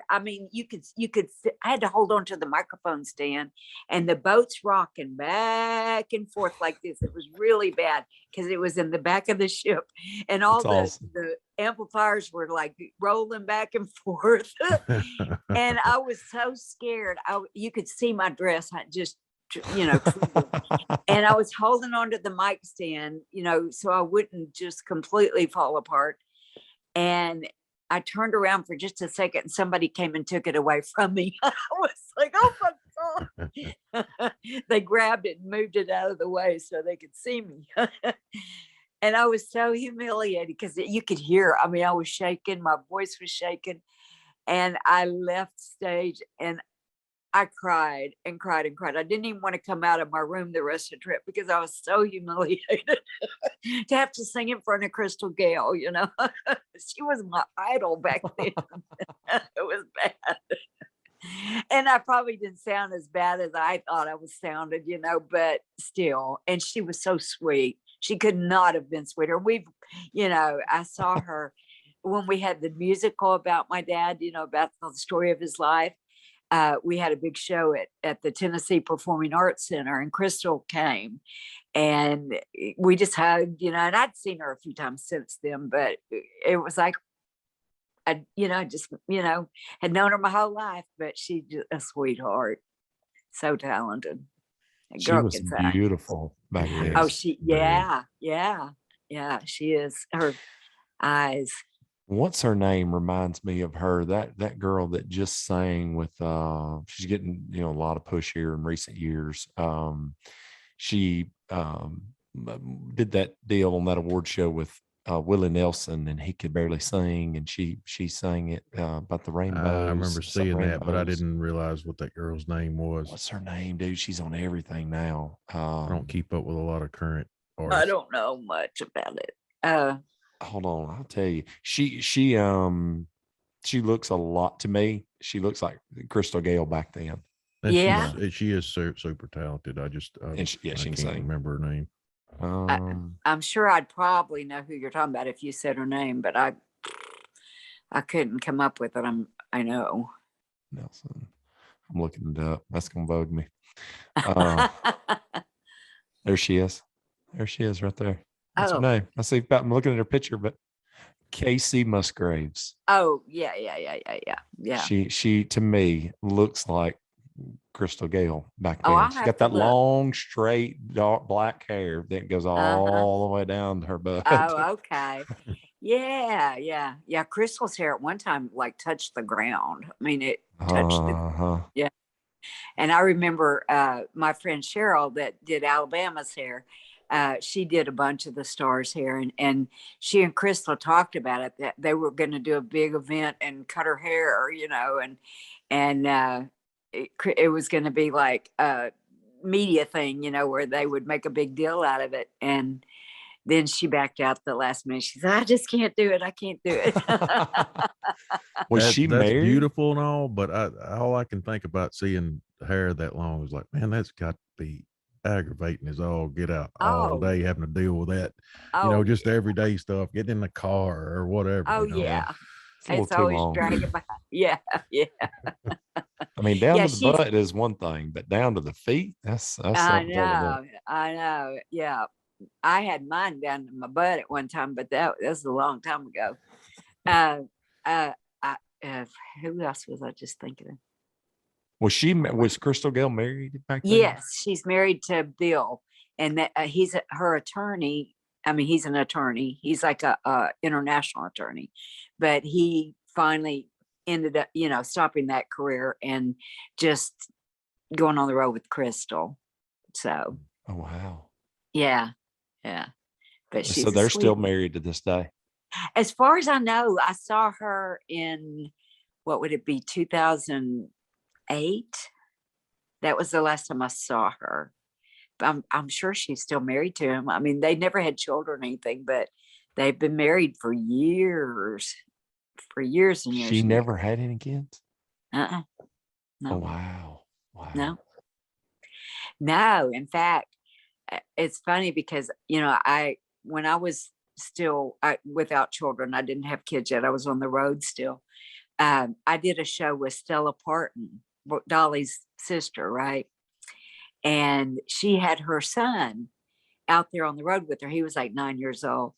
And I asked her at the time, I said, Stella, because I really wanted kids, and I said, does this work, with you being the mom and having your child come out? And she said, Joni, I'm telling you what, if I had it all to do over again, I would either have children or I would have a career, but the two do not mix well for a woman. Nowadays, you can hire a nanny and take them on the road with you and do all this stuff. But back then we didn't have space to put a nanny and, that kind of thing. So it didn't work. And he was miserable. The little boy was miserable unless we were playing a fair or something. But he ended up being an attorney. His name is Tim. I knew him after he was grown. It was so funny. But anyway, yeah, I wouldn't have kids and mix the two. Yeah. It would not be fun. You'd feel ripped apart both places, You can't give either one of them 100% because the music industry is very demanding, and having a child is 100%, you know how that is. And it's different if the mom stays home and takes care of the children, but when the mom's gone and they're calling somebody else mama, I couldn't do that. That wouldn't work for me. So, yeah. Who is Billy Crash Craddock? He was hot back in the 70s? Oh my gosh, mid 70s. He had out some songs called "Rub It In, Rub It In," and he just had some hits back then. Yeah, this particular show had him, Conway, and Loretta on it. Yeah. 70 He and was part of. 76. Yeah, he worked in the booking agency that my dad and Loretta owned, so they would book him on the shows with them. So, Ooh, and get this. I thought this really stood out. J. Rob. Conway, Loretta. All right, now let me tell you when this show is. This is December of 1972. Conway, Loretta, and Jerry Reed. That's sure before Smokey and the Bandit. Oh yeah. Wow. Oh yeah. Yeah, but Jerry was legit way before then, though. That's crazy. I mean, so was that had some of those other songs came out yet? Did he I'm just wondering when his Amos probably. Moses was probably out, maybe. Yeah, He'd had probably some was. hits for sure Yeah. before that movie Yeah. came out. That's Oh, probably yeah. why he was involved in the movie. Mm-hmm. Yeah, he was hot back then. Yeah, I think about all the people that Dad did shows with, back then, and it's crazy. I mean, Lee Greenwood used to open for him, and Who was the most interesting character you ever met in all that time? Who's somebody that stood out besides meeting Elvis? And I'm not talking about the nostalgia of meeting somebody. Yeah, I'm talking about right. who was the most interesting character that you're like, you know what, I'll never forget this person. Loretta Lynn. Loretta Lynn. I Yeah. can see that. Oh yeah, she's a Yeah. character. Yeah, I mean, everything you hear her say is real. I mean, Yeah. and Dolly's that way too. You know, she's that way. But Loretta's more down home, I guess. Uh-huh. I don't know how to describe it, but oh, Loretta's funny. Oh my Lord, she is so funny. She's very, very country. Whereas, yeah, Dolly's country, but she's got some New York in her. You know what I mean? You can kind of tell that she's got both, you know, kind of. It's kind of like my dad. I used to say, well, Dad, Loretta's from, you know, the country from, he said, Joni, where do you think I was raised? Yeah. He said, but I self-educated. You know, I learned quick, I need to self-educate to exist in the world. And Loretta didn't. She just stayed in that little boat. But she was smart as a fox, too. I mean, she could see things you didn't think she could see. But she just never was interested in reading or write, you know, those kind of things that that make you develop in life. You know what I'm saying? But funny. Oh my gosh, she was hysterical. I wish I could tell y'all some stories, but some of you can't repeat. Oh, they're funny. Well, here's one. Did I tell y'all the one about them playing the White House? Oh, it seems like something you may have told me on the phone. Did I? About it. I But could. I can't remember. Go ahead and tell it. Yeah. Yeah, I don't All right, recall all it right. on the other podcast. Okay, good. Because I never know when I'm repeating myself. But Dad and Loretta were booked by Jimmy Carter's administration, right? So they were flying in to go to Washington, and their plane got delayed on the, you know, the takeoff side. And they got in the air, and they told them on the plane, they said, okay, now, you know, this is a tight schedule, because everything is real regimented. Once you get there, got to move and keep on moving, you know, and don't stop and do interviews or anything. They said the airport is slammed with people to see y'all.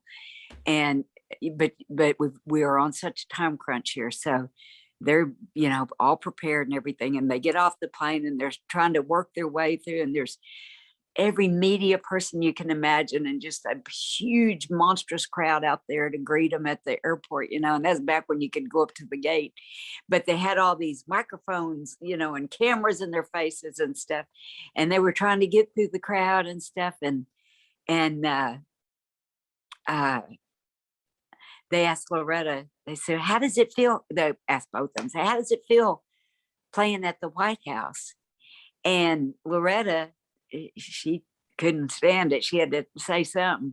And she turned around, she said, well, I just love coming here to sing for Jimmy and Rosie. And they said, excuse me? You call the president and the first lady by their first names? And she spun around, because she had met him before. It wasn't her first time to meet him, but she spun around and she looked that person dead in the eye, and she said, they called Jesus, didn't they? Yeah, oh my that's gosh, wonderful. Dad said, I about went to my knees. He said, it was so funny. She hit the nail on the head, buddy. He ain't any more important than Jesus, and they called him by his first name. She's funny, but you never know what's Mr. Christ. Yeah, Mr. Christ. Yeah, that's slick wit though. That's awesome. I know, isn't that cute? But that's the kind of stuff she did all the time. And well, let me just put it funny. This is I don't know if I should tell this. Y'all edit it out if you don't think it should be on there, but it's funny.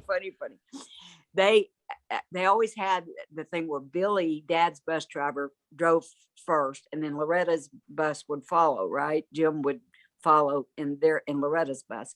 Well, Dad and Loretta needed to listen to songs because they had an album coming up. So she came up to Dad's bus and rode with them, and they were sitting there going through songs, and all of a sudden Jim, Loretta's driver, comes up and comes around them and just gets side by side with them, and they're going down the interstate, parallel to each other. And of course that got their attention. They looked over there to see what was going on, and all of a sudden they see a naked butt sticking out, and he's like pulling his little hiney cheeks apart.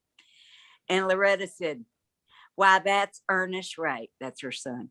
Said, "Why, that's Ernest Ray. I'd know that little butthole anywhere."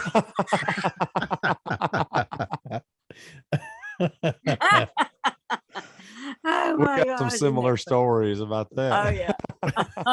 That's awesome. Take that up, it's too much. We got some butthole tales. Oh my gosh, Yeah, it's so funny. I unfortunately. told Patsy, her daughter, that story one day, and she said, "That's my mama." I said, "Yeah." But she's as sweet as she can be. I think the world of Loretta. I really do. She's been really kind to us since Dad, passed, and does the thing every year, in July. It's always the 4th of July weekend, and she has the show that's a tribute to Dad, and they wanted to add some of his things to the museum. And I said, "Well, we don't have a lot, but I'll round up what I can, and because everything was sold in an auction."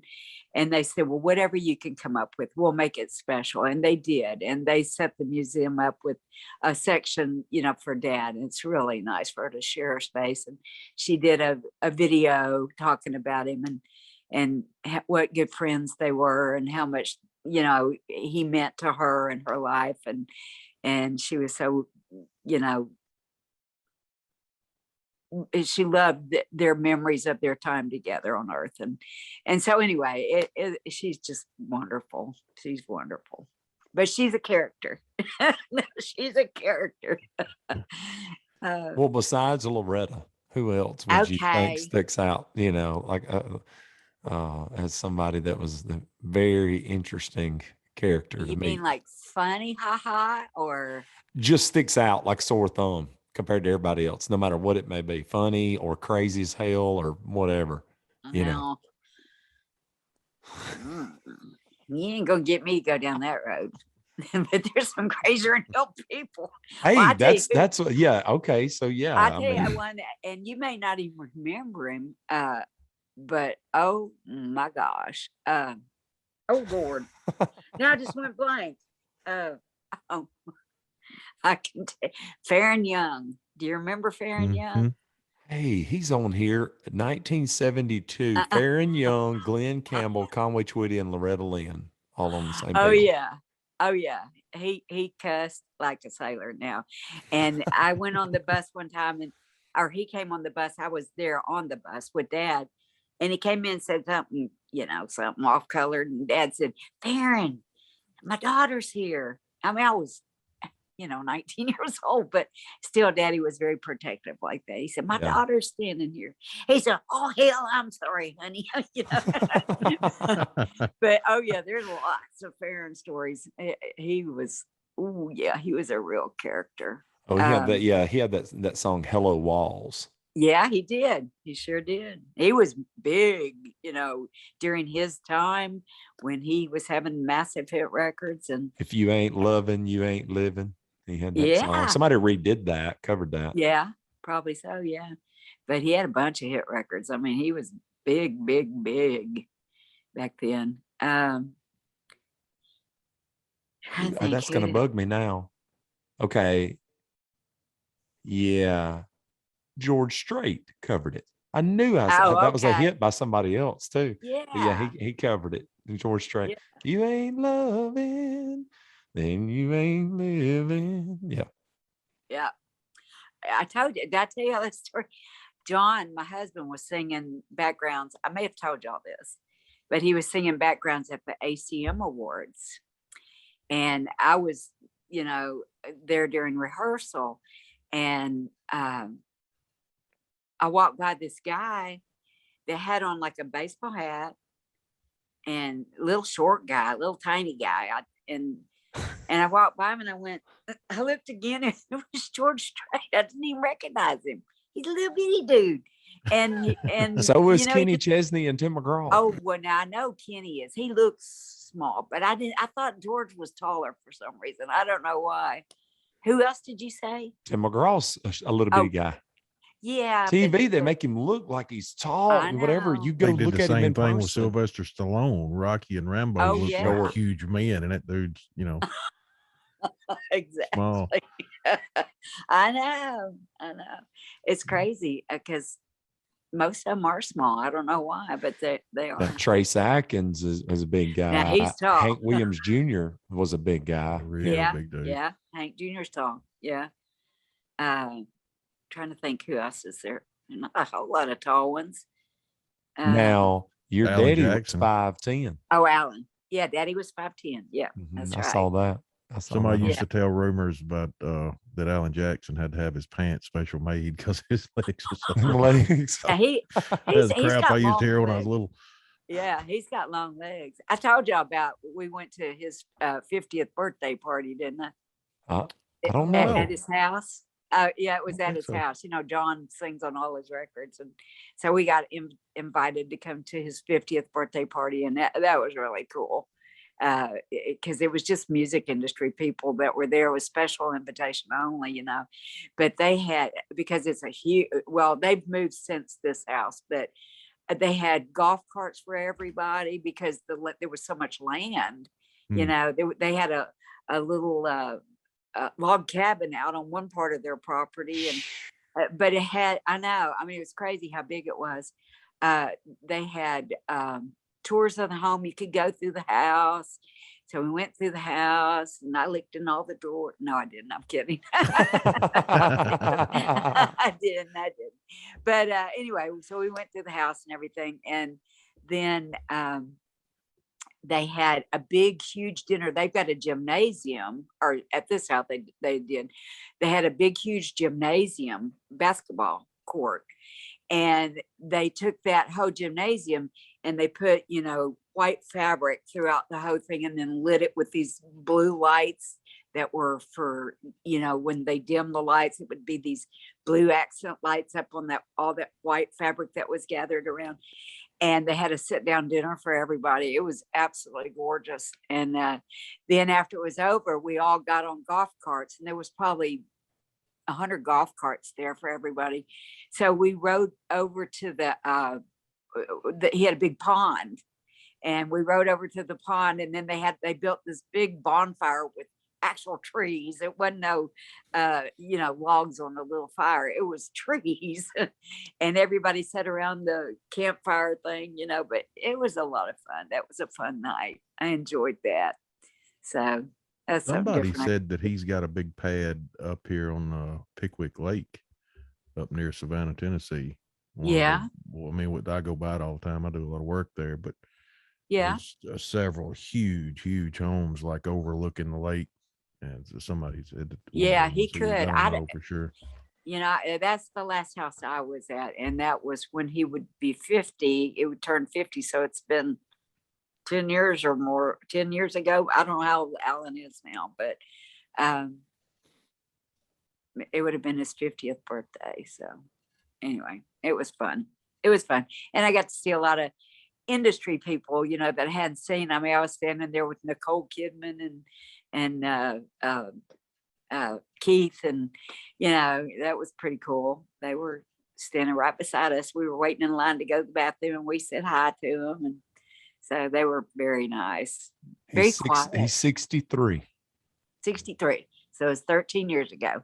So that's been a long time. Dang, I didn't realize it was that long ago. Time But just flies. Oof. I know. I'm still supposed to be 25. Older I'm getting, the faster it seems to be going. I mean, Courtney Oh. was talking about that not too long ago. It just, I mean, Oh, y'all Been don't know told anything. that for years, but you know, you don't think it until it starts happening. Y'all Yeah. don't know anything. Y'all are- they say y'all they are say when young. you're young, you know, it goes really slow, but then as you age, Well, you're you get stupid older. when you're young and you rush it. You're like, man, I can't wait till such can't and wait to such, be-" and I can do Yeah. this and that. Oh, I know. So you're sitting there looking at the clock the whole time. Yeah. Oh, I used to look at somebody that was, 64 years old and go, oh my gosh, I'll never be that old. Now I look at it and say, what was I thinking? That's not old. Yeah. Yeah. Yeah, because I don't feel old. I mean, I might be a little slower than I used to be. It's just a But number. It really yeah, is it's just a just a number. number. We'll switch it around. I'll be 46. How's Right. There you go. that? It is. It's all, it's your frame of mind. It's because it is just a number. Because I've known people that were my age that act like they were 110. And then I've known Sure. people my age that, Yeah. act like they're 20 still, so you just never know.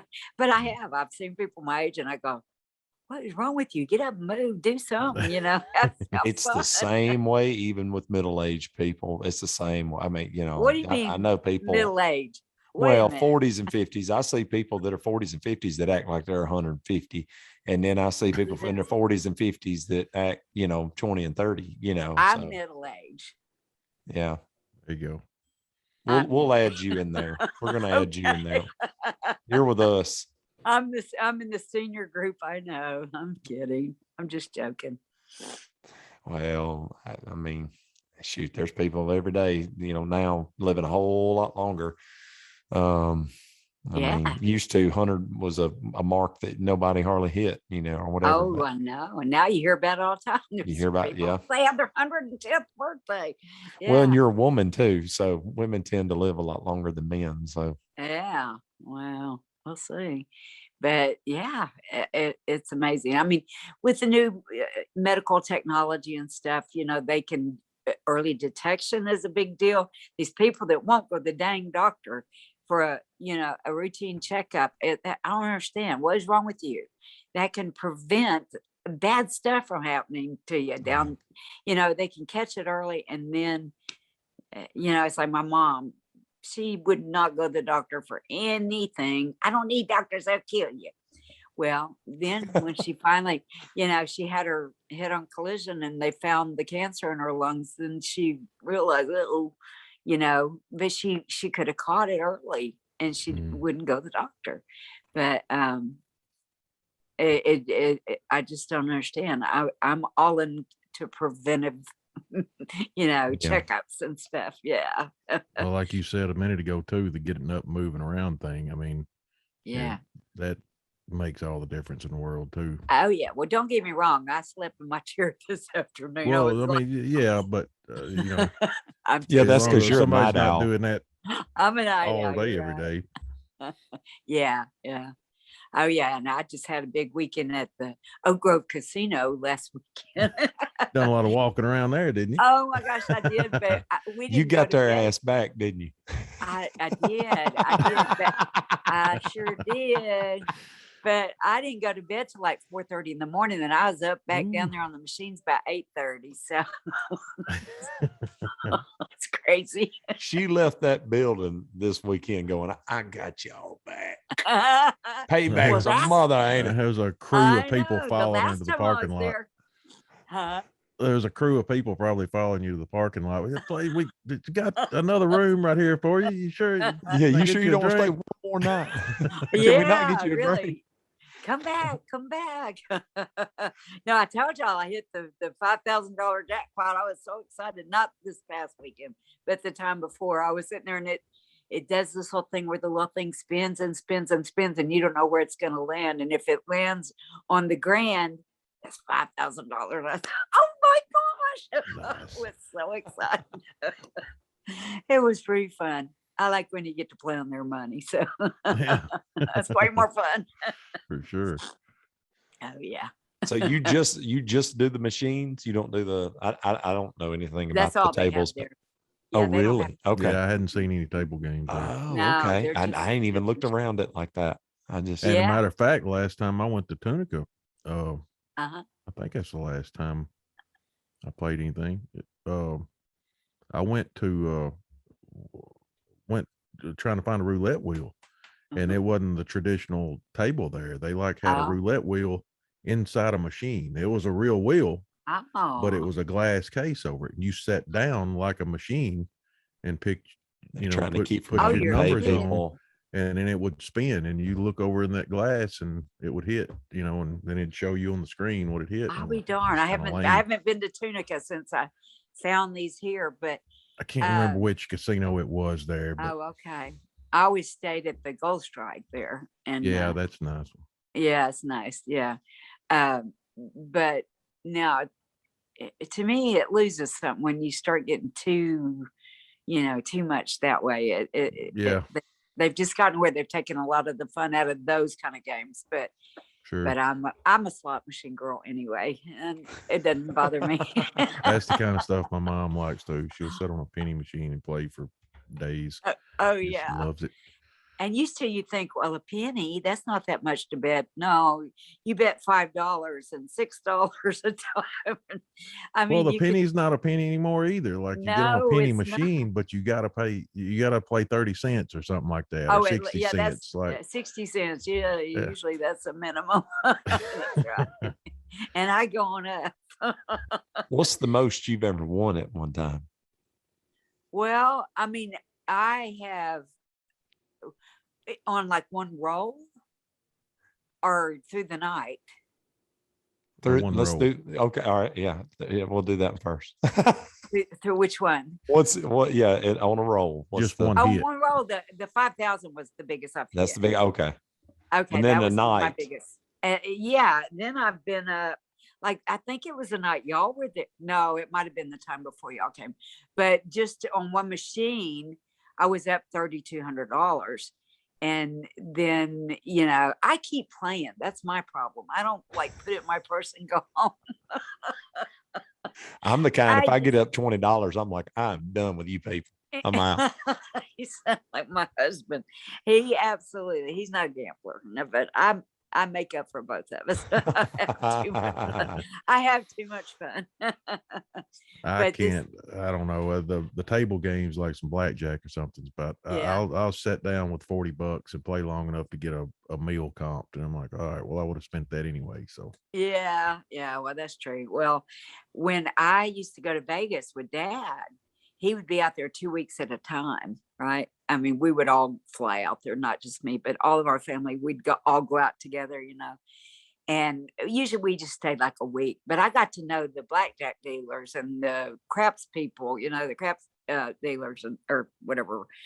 And so the first night, I sat down to play blackjack by myself. I was sitting there and had gotten to know the dealer, right? And he would tell me, he'd say, double up. He knew when the cards were going to hit. And I'd like bet $6 instead of $3, and I wasn't a big gambler back then, but I'd put $3 and then I'd put $6. And so I'd like double my bet. And I ran $50 and then $930 just sitting there playing it, but he was helping me. And then that night I was backstage before Dad went on, and Velton, my dad's road manager, they like to play craps. They would go out and play craps. And he said, here, take this, a couple $100 here and go show Joni how to play craps, because I never played it before. So Velton, the only thing he played was on the don't pass. Like, he was betting with the house rather than with the rest of the people, right? So I'd sit there, when somebody you roll the dice, and whatever you get is your point. Like, if you roll a 6, that'll be the point. So people play the numbers, hoping that they'll make money on the numbers before you 7 out, and you hope you get your point again, right? So but for me, I wanted them not to get their point. I wanted them to 7 out, because that's how I would make money, because I was betting with the house, right? Well, I didn't know enough about it to do it by myself, but I was playing and figuring out that much. And Wilt Chamberlain, you remember the basketball player? yeah.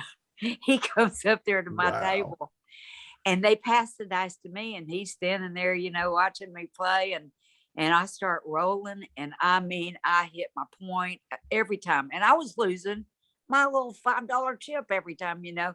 And he was over there making thousands of dollars off of me because I rolled for, I promise you, 45 minutes.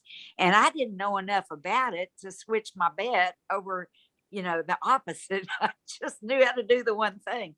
But he's making all this money, and then he really starts putting some big bucks out there. And because I couldn't miss, I just was so lucky. I just kept throwing and hitting my number. Lucky for him, not myself. And so anyway, I said, oh, pass the dice, because you can do that. And everybody says, oh my gosh, because you can't take your bet up. You're already down there. You can't take your bet up. And it always happens. The next person to take the dice, 7's out every time. And he lost a ton of money. And he went, oh gosh. So my dad, later I told him the story, and we saw Wilt Chamberlain that night again in the casino. And Dad went up to him and he said, hey, Conway. And he said, you remember her? And he said, I sure do. I remember her. And he said, well, she didn't know what she was doing. You should have thrown her $5 down there to keep her rolling, because she was on a roll, you know. But anyway, he remembered me. But he was so tall, and I had on heels. I had on, like, you know, back then women wore 6-inch heels, and I had on 6-inch heels. And the top of my head, honestly, was at his belt buckle. That's how tall he was. He was so tall. It was crazy. I've never seen anybody that tall before or after. He was ridiculously tall. But anyway, yeah, when he would roll, his arm would go to the other end of the table, you know. You just go in there and drop them down. Yeah, exactly. But that was cool. And Paul Lynde, do y'all remember the comedian named Paul Lynde? I think that sounds familiar. I can't place him. I can't see him in my mind though. Oh, he used to be in a lot of shows anyway. And anyway, we saw him.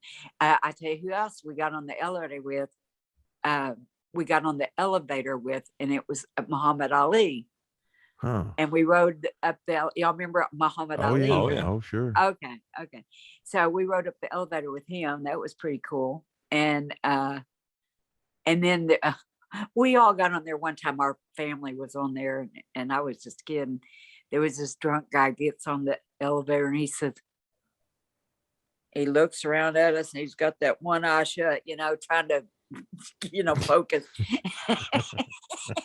And he looks at all of us. He looks at Dad. He looks at us, and, you know, back and forth. He said, are y'all the Partridge Family? Remember the Partridge Family? Yeah. He thought he knew we were somebody famous, but he couldn't quite get it together in his drunken stupor. It was pretty funny. I don't know why that don't show up. Oh, because of that background thing. Oh, Is that yeah. That's Andre the Giant? Chamberlain, Andre the Giant, and Arnold Schwarzenegger. Oh, wow. I see him now. Yeah. Y'all Wow. tall. Arnold's a little bitty up next to them two dudes. Yeah. Yeah. He was tall. Oh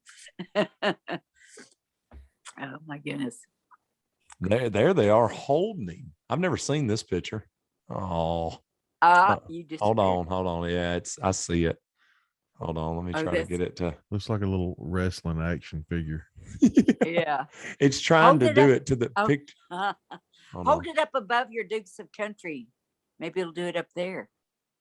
It's gonna be too far back, I think, back here. Oh, look at like that. way high.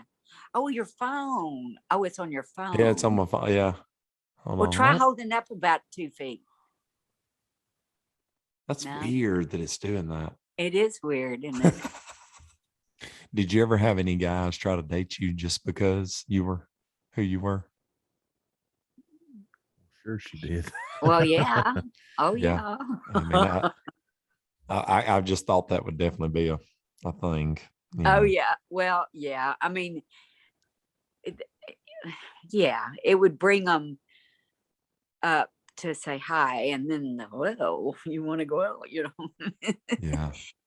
But, you know, fortunately, most of my in the music business time, I was married, so I didn't have to deal with that. But you would have Yeah. guys that would come hit on you for sure.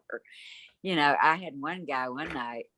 Oh, he was grabbing me places he wasn't supposed to be grabbing, and you know, my husband that I was married to, he started to go up there. I said, "Back off. Let me handle this, because if you get in the middle of it, it's going to be a fight." But I can defuse him in a heartbeat. Mm. And I pushed him back and I said, "No."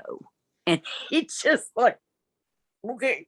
I mean, Yeah. but if it, you know, I taught the guys, I said, if I get in trouble where I can't handle it, I'll call you. But otherwise, you don't get in the middle of it, because then it just causes all kinds of problems. So let me deal with it. Let me handle it. Now, my husband today, he wouldn't do that. He would not. He'd be in the middle of somebody. We went to the bank one day. I had a little, what was that car called? Mini Cooper, a little sports car with the convertible top on it. And Yeah. this was just it's been a few years ago now, but not that many.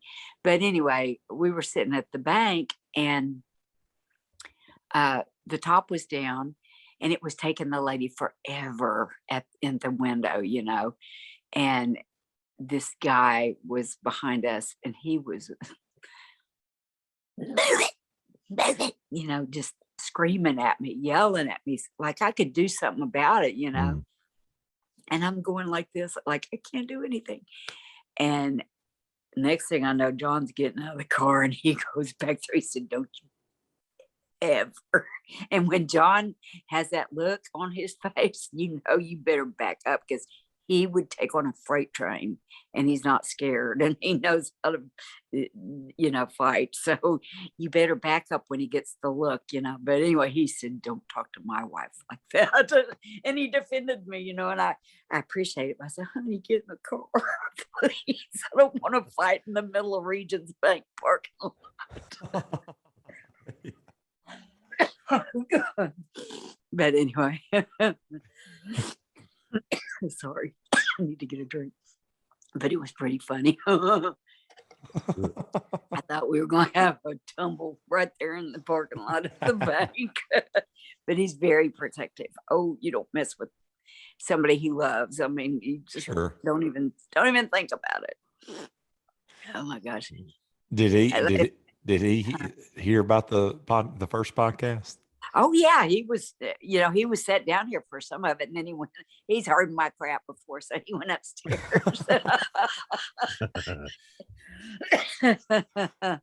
He's heard my stories for, you know, 15 years, 16 years. So he's over all my stuff, you know, but all my little tales, because we've talked about it, and he's heard me tell other, you know, so. Well, did you ever talk to Kathy? I told her that I was doing another one tonight. You did? But I don't know. You know, she's they have got so much going on at their house. They're having remodeling done to get their house accessible for Angela. But did she see that other one come on the group page? Did she see that?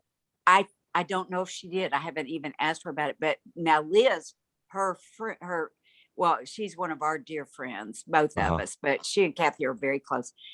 She's the one who posted it for me, because I asked her if she would, and she said she would be happy to. So she posted it, and I'm sure Kathy at least saw that it was on the page.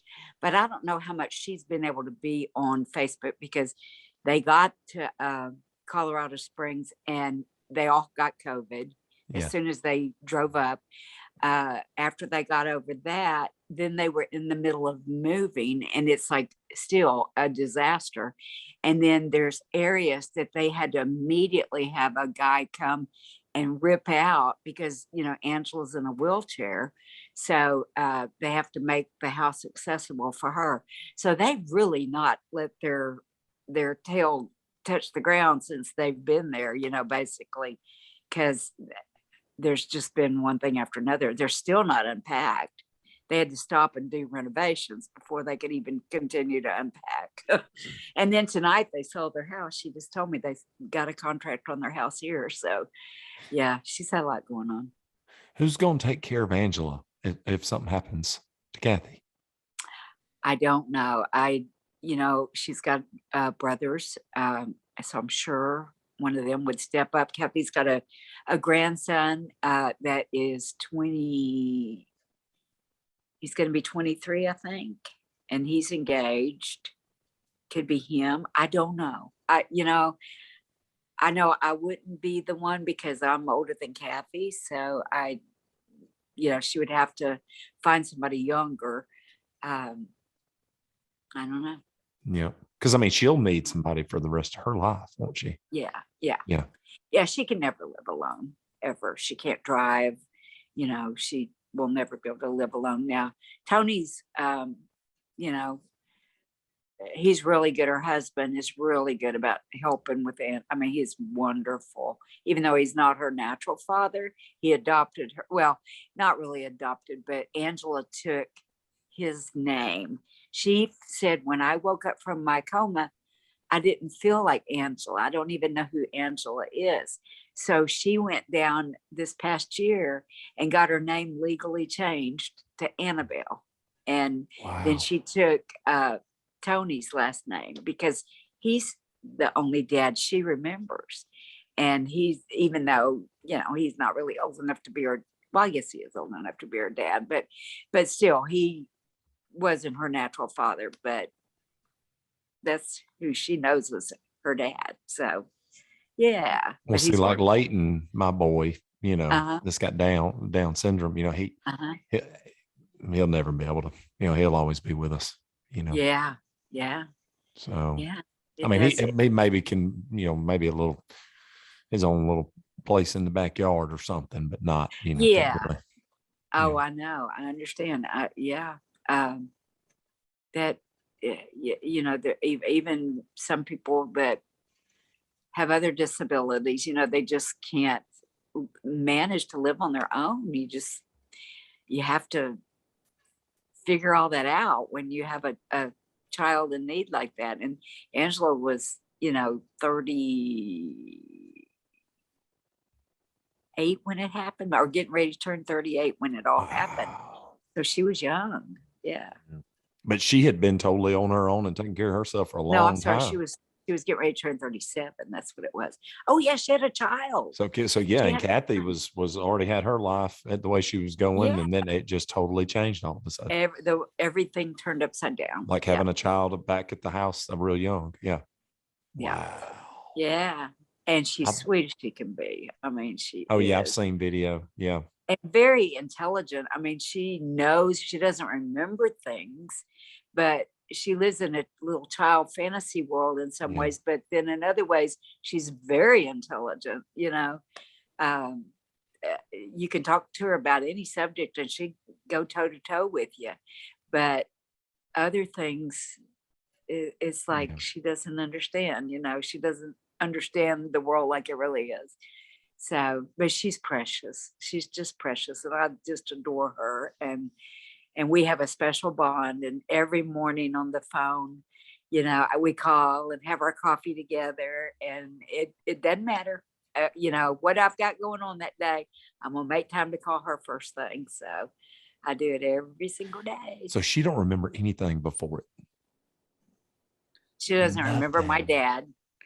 She calls him Conway Twitty. I mean, she doesn't remember him as Poppy, which was his grandfather name. She doesn't remember him as her grandfather. She just has heard that he was her grandfather. So she has no memory. And her son, she don't. She knows him now. It's like she met him 3 years ago. Wow. Yeah. She met him like 3 years ago.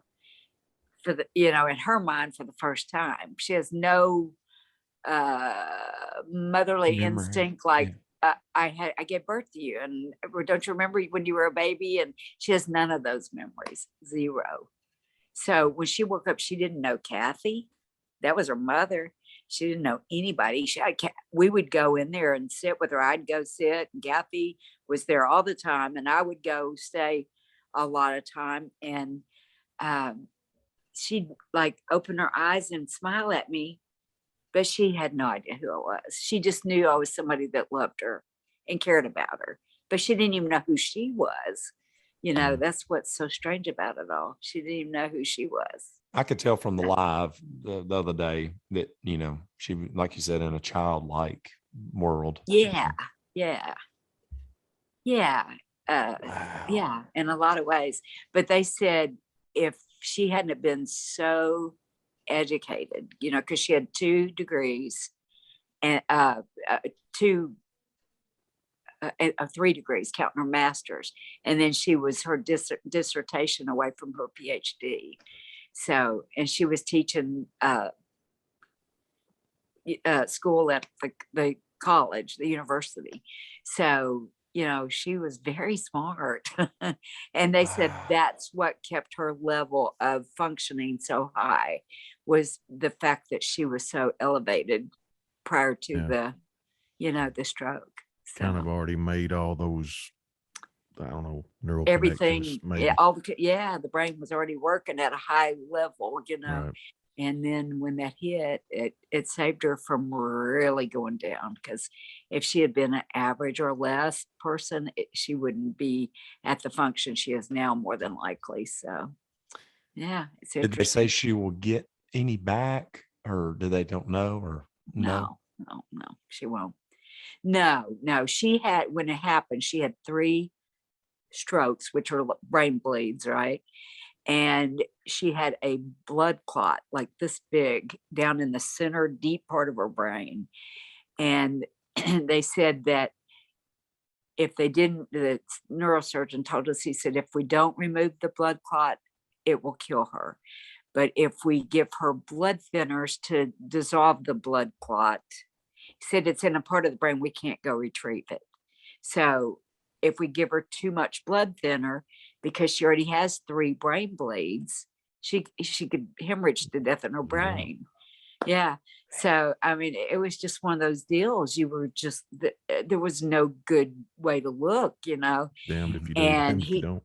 yeah, exactly. So he said the only thing I can do is start just giving her tiny amounts of you know, the blood thinning medication that would see if there's any chance it'll bust up the clot. And after about the 2nd day, we saw little pieces of, you know, blood clot come through the tube where they had the drain in her brain. And then more would come and more would come. I mean, it was breaking it loose. And what a miracle. She's a miracle, you know, she really is. And then she was in the coma for a month. And then when she finally woke up, that's when we realized she didn't even know who we were. So Wow. yeah, it's weird to go through something like that.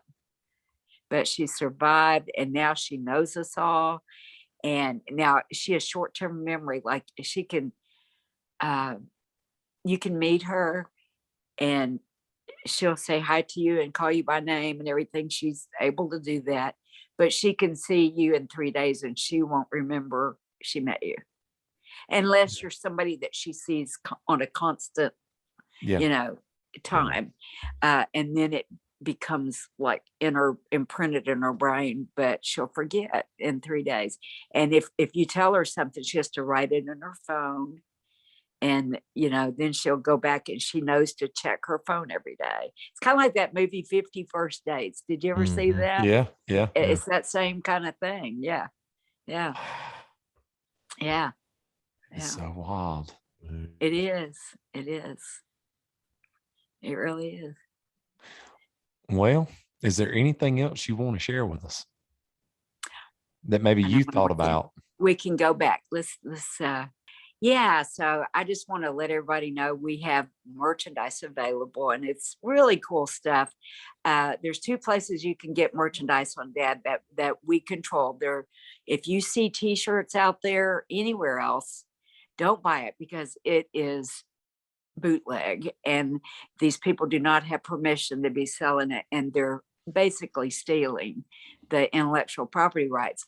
But there's only 2 places that are legitimate, and one is now this is t-shirts, things like that, any kind of memorabilia type things. One is on conwaytwitty.com. That's our website that we developed a few years ago. And you can go there and go to the store page. And the other is at my nephew, Trey, and Taylor Lynn. They have a concert that they do about, that is in memory of their grandparents. And they do Conway and Loretta songs, and then they do their own songs. So you can go there, and they sell merchandise there as well. So if it's other than that, it's not legitimate. Now, music, that's quite a different story. Another cool thing that happened just in the last 2 years, I think it's been about 2 years ago, we just renegotiated a new contract. And one of the things that we got in the contract that I'm so excited about, because Dad's albums have been off the market for years. They've not been in print for many, many years. And I guess the last one was a box set in '94. And then after so much time, it goes out of print. But now the record labels are reissuing all these albums, the original albums. And I think they've gotten up through 1979, I believe that's correct. And you can go back and download them or stream them. I guess those are the terms. I don't know all this terminology, but yeah, you can go and get Dad's music that way. But it's the first time they've been out since the original version.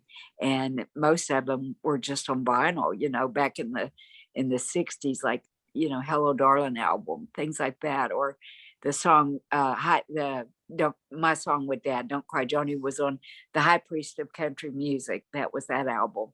But anyway, it goes all the way through Crosswinds, I think was the last one.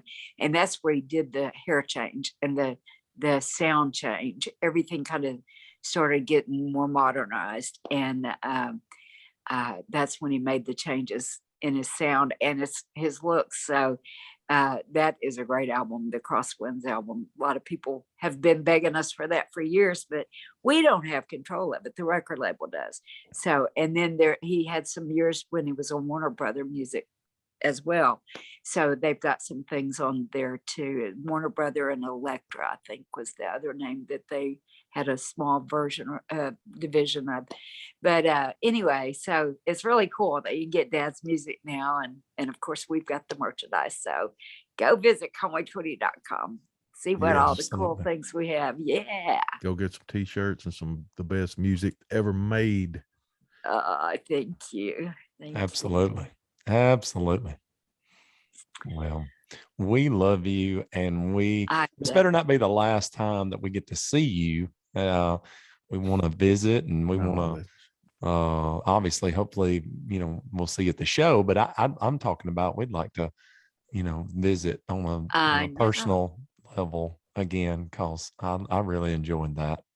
Well, our lunch the other day was as much fun for me as you all said you had. I enjoyed it so much. It was so fun to get to know everybody on you and I talk a lot, but I hadn't really got to you two, I meant you, both of you. We've talked on the podcast, but the rest of the people in the group, like Tanya and anyway, everybody else, I just enjoyed so much. I just enjoyed them so much, getting to spend time with them. And everybody said you're like family, Well, y'all are like family. That's why I was sitting there thinking about, next time we get together, maybe we can, fire up a grill somewhere or something, and just well, really now, if you want me to cook, kick you it don't know leisurely. me to. No, that guy right there can cook on a grill. Ooh. Yeah, I'll we'll take care of the spatula duties. We'll come to your house then. That'll be great. Can cook it We'll up now. I'm talking about all kind of stuff. He'll have all kind of stuff on that grill, and everything will be top notch. I love grilled food now. I do. And you know what? I found out about 10 years ago that I kept breaking out in hives, and I was trying to figure out what it was. And I realized I'm allergic to cooking.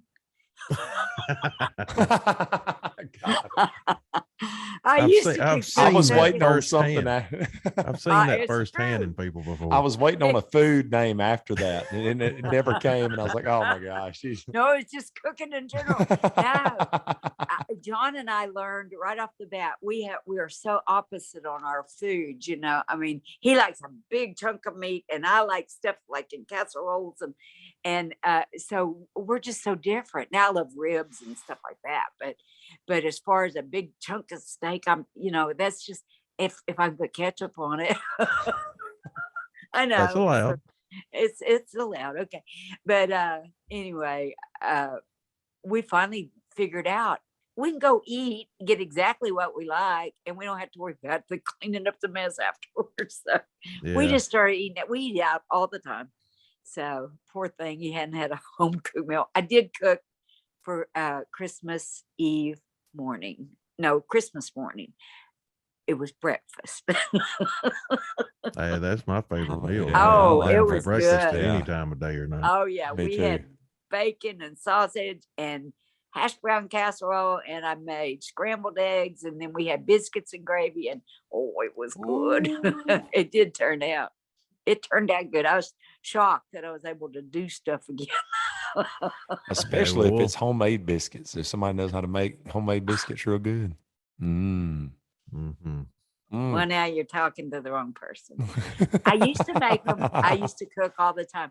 When I had my house at Twitty City, I got to design it, right? And I did the floor plan and everything. I designed the whole thing. And my kitchen was 33 feet long by 20 feet wide. It was huge. Had a big old banquet table in there. And I had a work island that was like 7 feet wide, you know, with nothing but just a work island, you know, just to cook on and stuff. And now then I love cooking. I did. I really enjoyed it. But now, as I can't, like I said, I start itching. Break out knives. Well, from the looks of me, you can tell I love to do it and eat it Well, too. But we'll well, make that hey. grill date this summer for certain when That'll the weather work. gets right. Let's do That'll that. work. Yes, Let's do sir. that. Yeah. We can find our way to your house. Yes, ma'am. I don't even have a grill. I don't even know. Oh man, that would let's plan something like that because I mean, like I Yeah. said, you're family now, so you know, Well, anytime I we're get having our invited to- get-togethers, we're gonna hit you up, and Yeah, I have to I get want you Mr. to meet- John to come with you too. yeah, and I want you to meet Courtney and you know Yeah. the Heck, boys and everything. we'll have the family jamboree, you know. Oh man, that'd be great. Yeah. Do it. Family reunion. That's it. That's what I'm Family, trying to we'll think. have a family Family reunion. reunion. Yeah. I mean, because the Yeah. show, you're only gonna get to, you know, you're gonna get to talk to us a little bit after the show or before, whatever, but Exactly. it's gonna be the show. We gotta do our show, and then we gotta Exactly. pack up and everything. But it's something like that where we can just all just talk and you know really share Yeah. you know, stories. And Oh yeah, that's I totally get it because I've been there many times. But yeah, for sure that we had way more fun going to dinner, and plus, yeah. you know, Yeah. at the casino I had games to play, so I had, you know, You're as busy as we are at the shows. I was as busy as you guys. I was getting paid to do it sometimes. Yeah. On the Yeah, clock. like John said, well, she's going to the casino. Somebody's going to make a living here. Oh, neat. Lord, have mercy. But anyway, that sounds like a winner. We'll definitely have to do that soon For sure. when the weather gets a little more predictable. And yeah, we don't know if it's going to be 30 today or 70 tomorrow. So Yeah. Yeah. Me and Tanya's working on a new place right now, so we'll have a good place for everybody to chill and grill and fish and everything. So yeah, that sounds we'll good. fix it Well, up. there you go. That sounds like a winner. Well, you guys, I love you guys. To everybody in the group, I love them, and I just, you know, adore all of you all. And I'm a big supporter. I am so happy I got to meet y'all and be a little part of your world there. And We love you too. You're beautiful inside and out. We appreciate it. Absolutely. I was thank just you. saying that to, yeah, no, I've been telling everybody that. So I can't just Have name you one seen person. Have you seen my innards? My innards. That's country. No kidding, but I appreciate that. That's very sweet. Thank you. Thank you. And y'all are very nice people, and I'm real honored to know you. So Pleasure's all ours. Well, once again, your family with us. So this ain't goodbye. We're gonna be talking. So yeah. And Yeah. if y'all, ever coming anywhere near Nashville and you want to come through, I'll meet y'all downtown again, and that way you can, not get off the beaten track too much. Well, And we'll do that too. yeah, heck yeah, we'll meet again. We'll go get fed up again. Sounds great. Yeah. all right, y'all. Well, y'all have a great night. Y'all Thank you, Miss too. Joni. Yes, sir. Thank y'all. Bye, Good y'all. night. Love to everybody. Love you. Love you. I love y'all. Bye-bye. See y'all.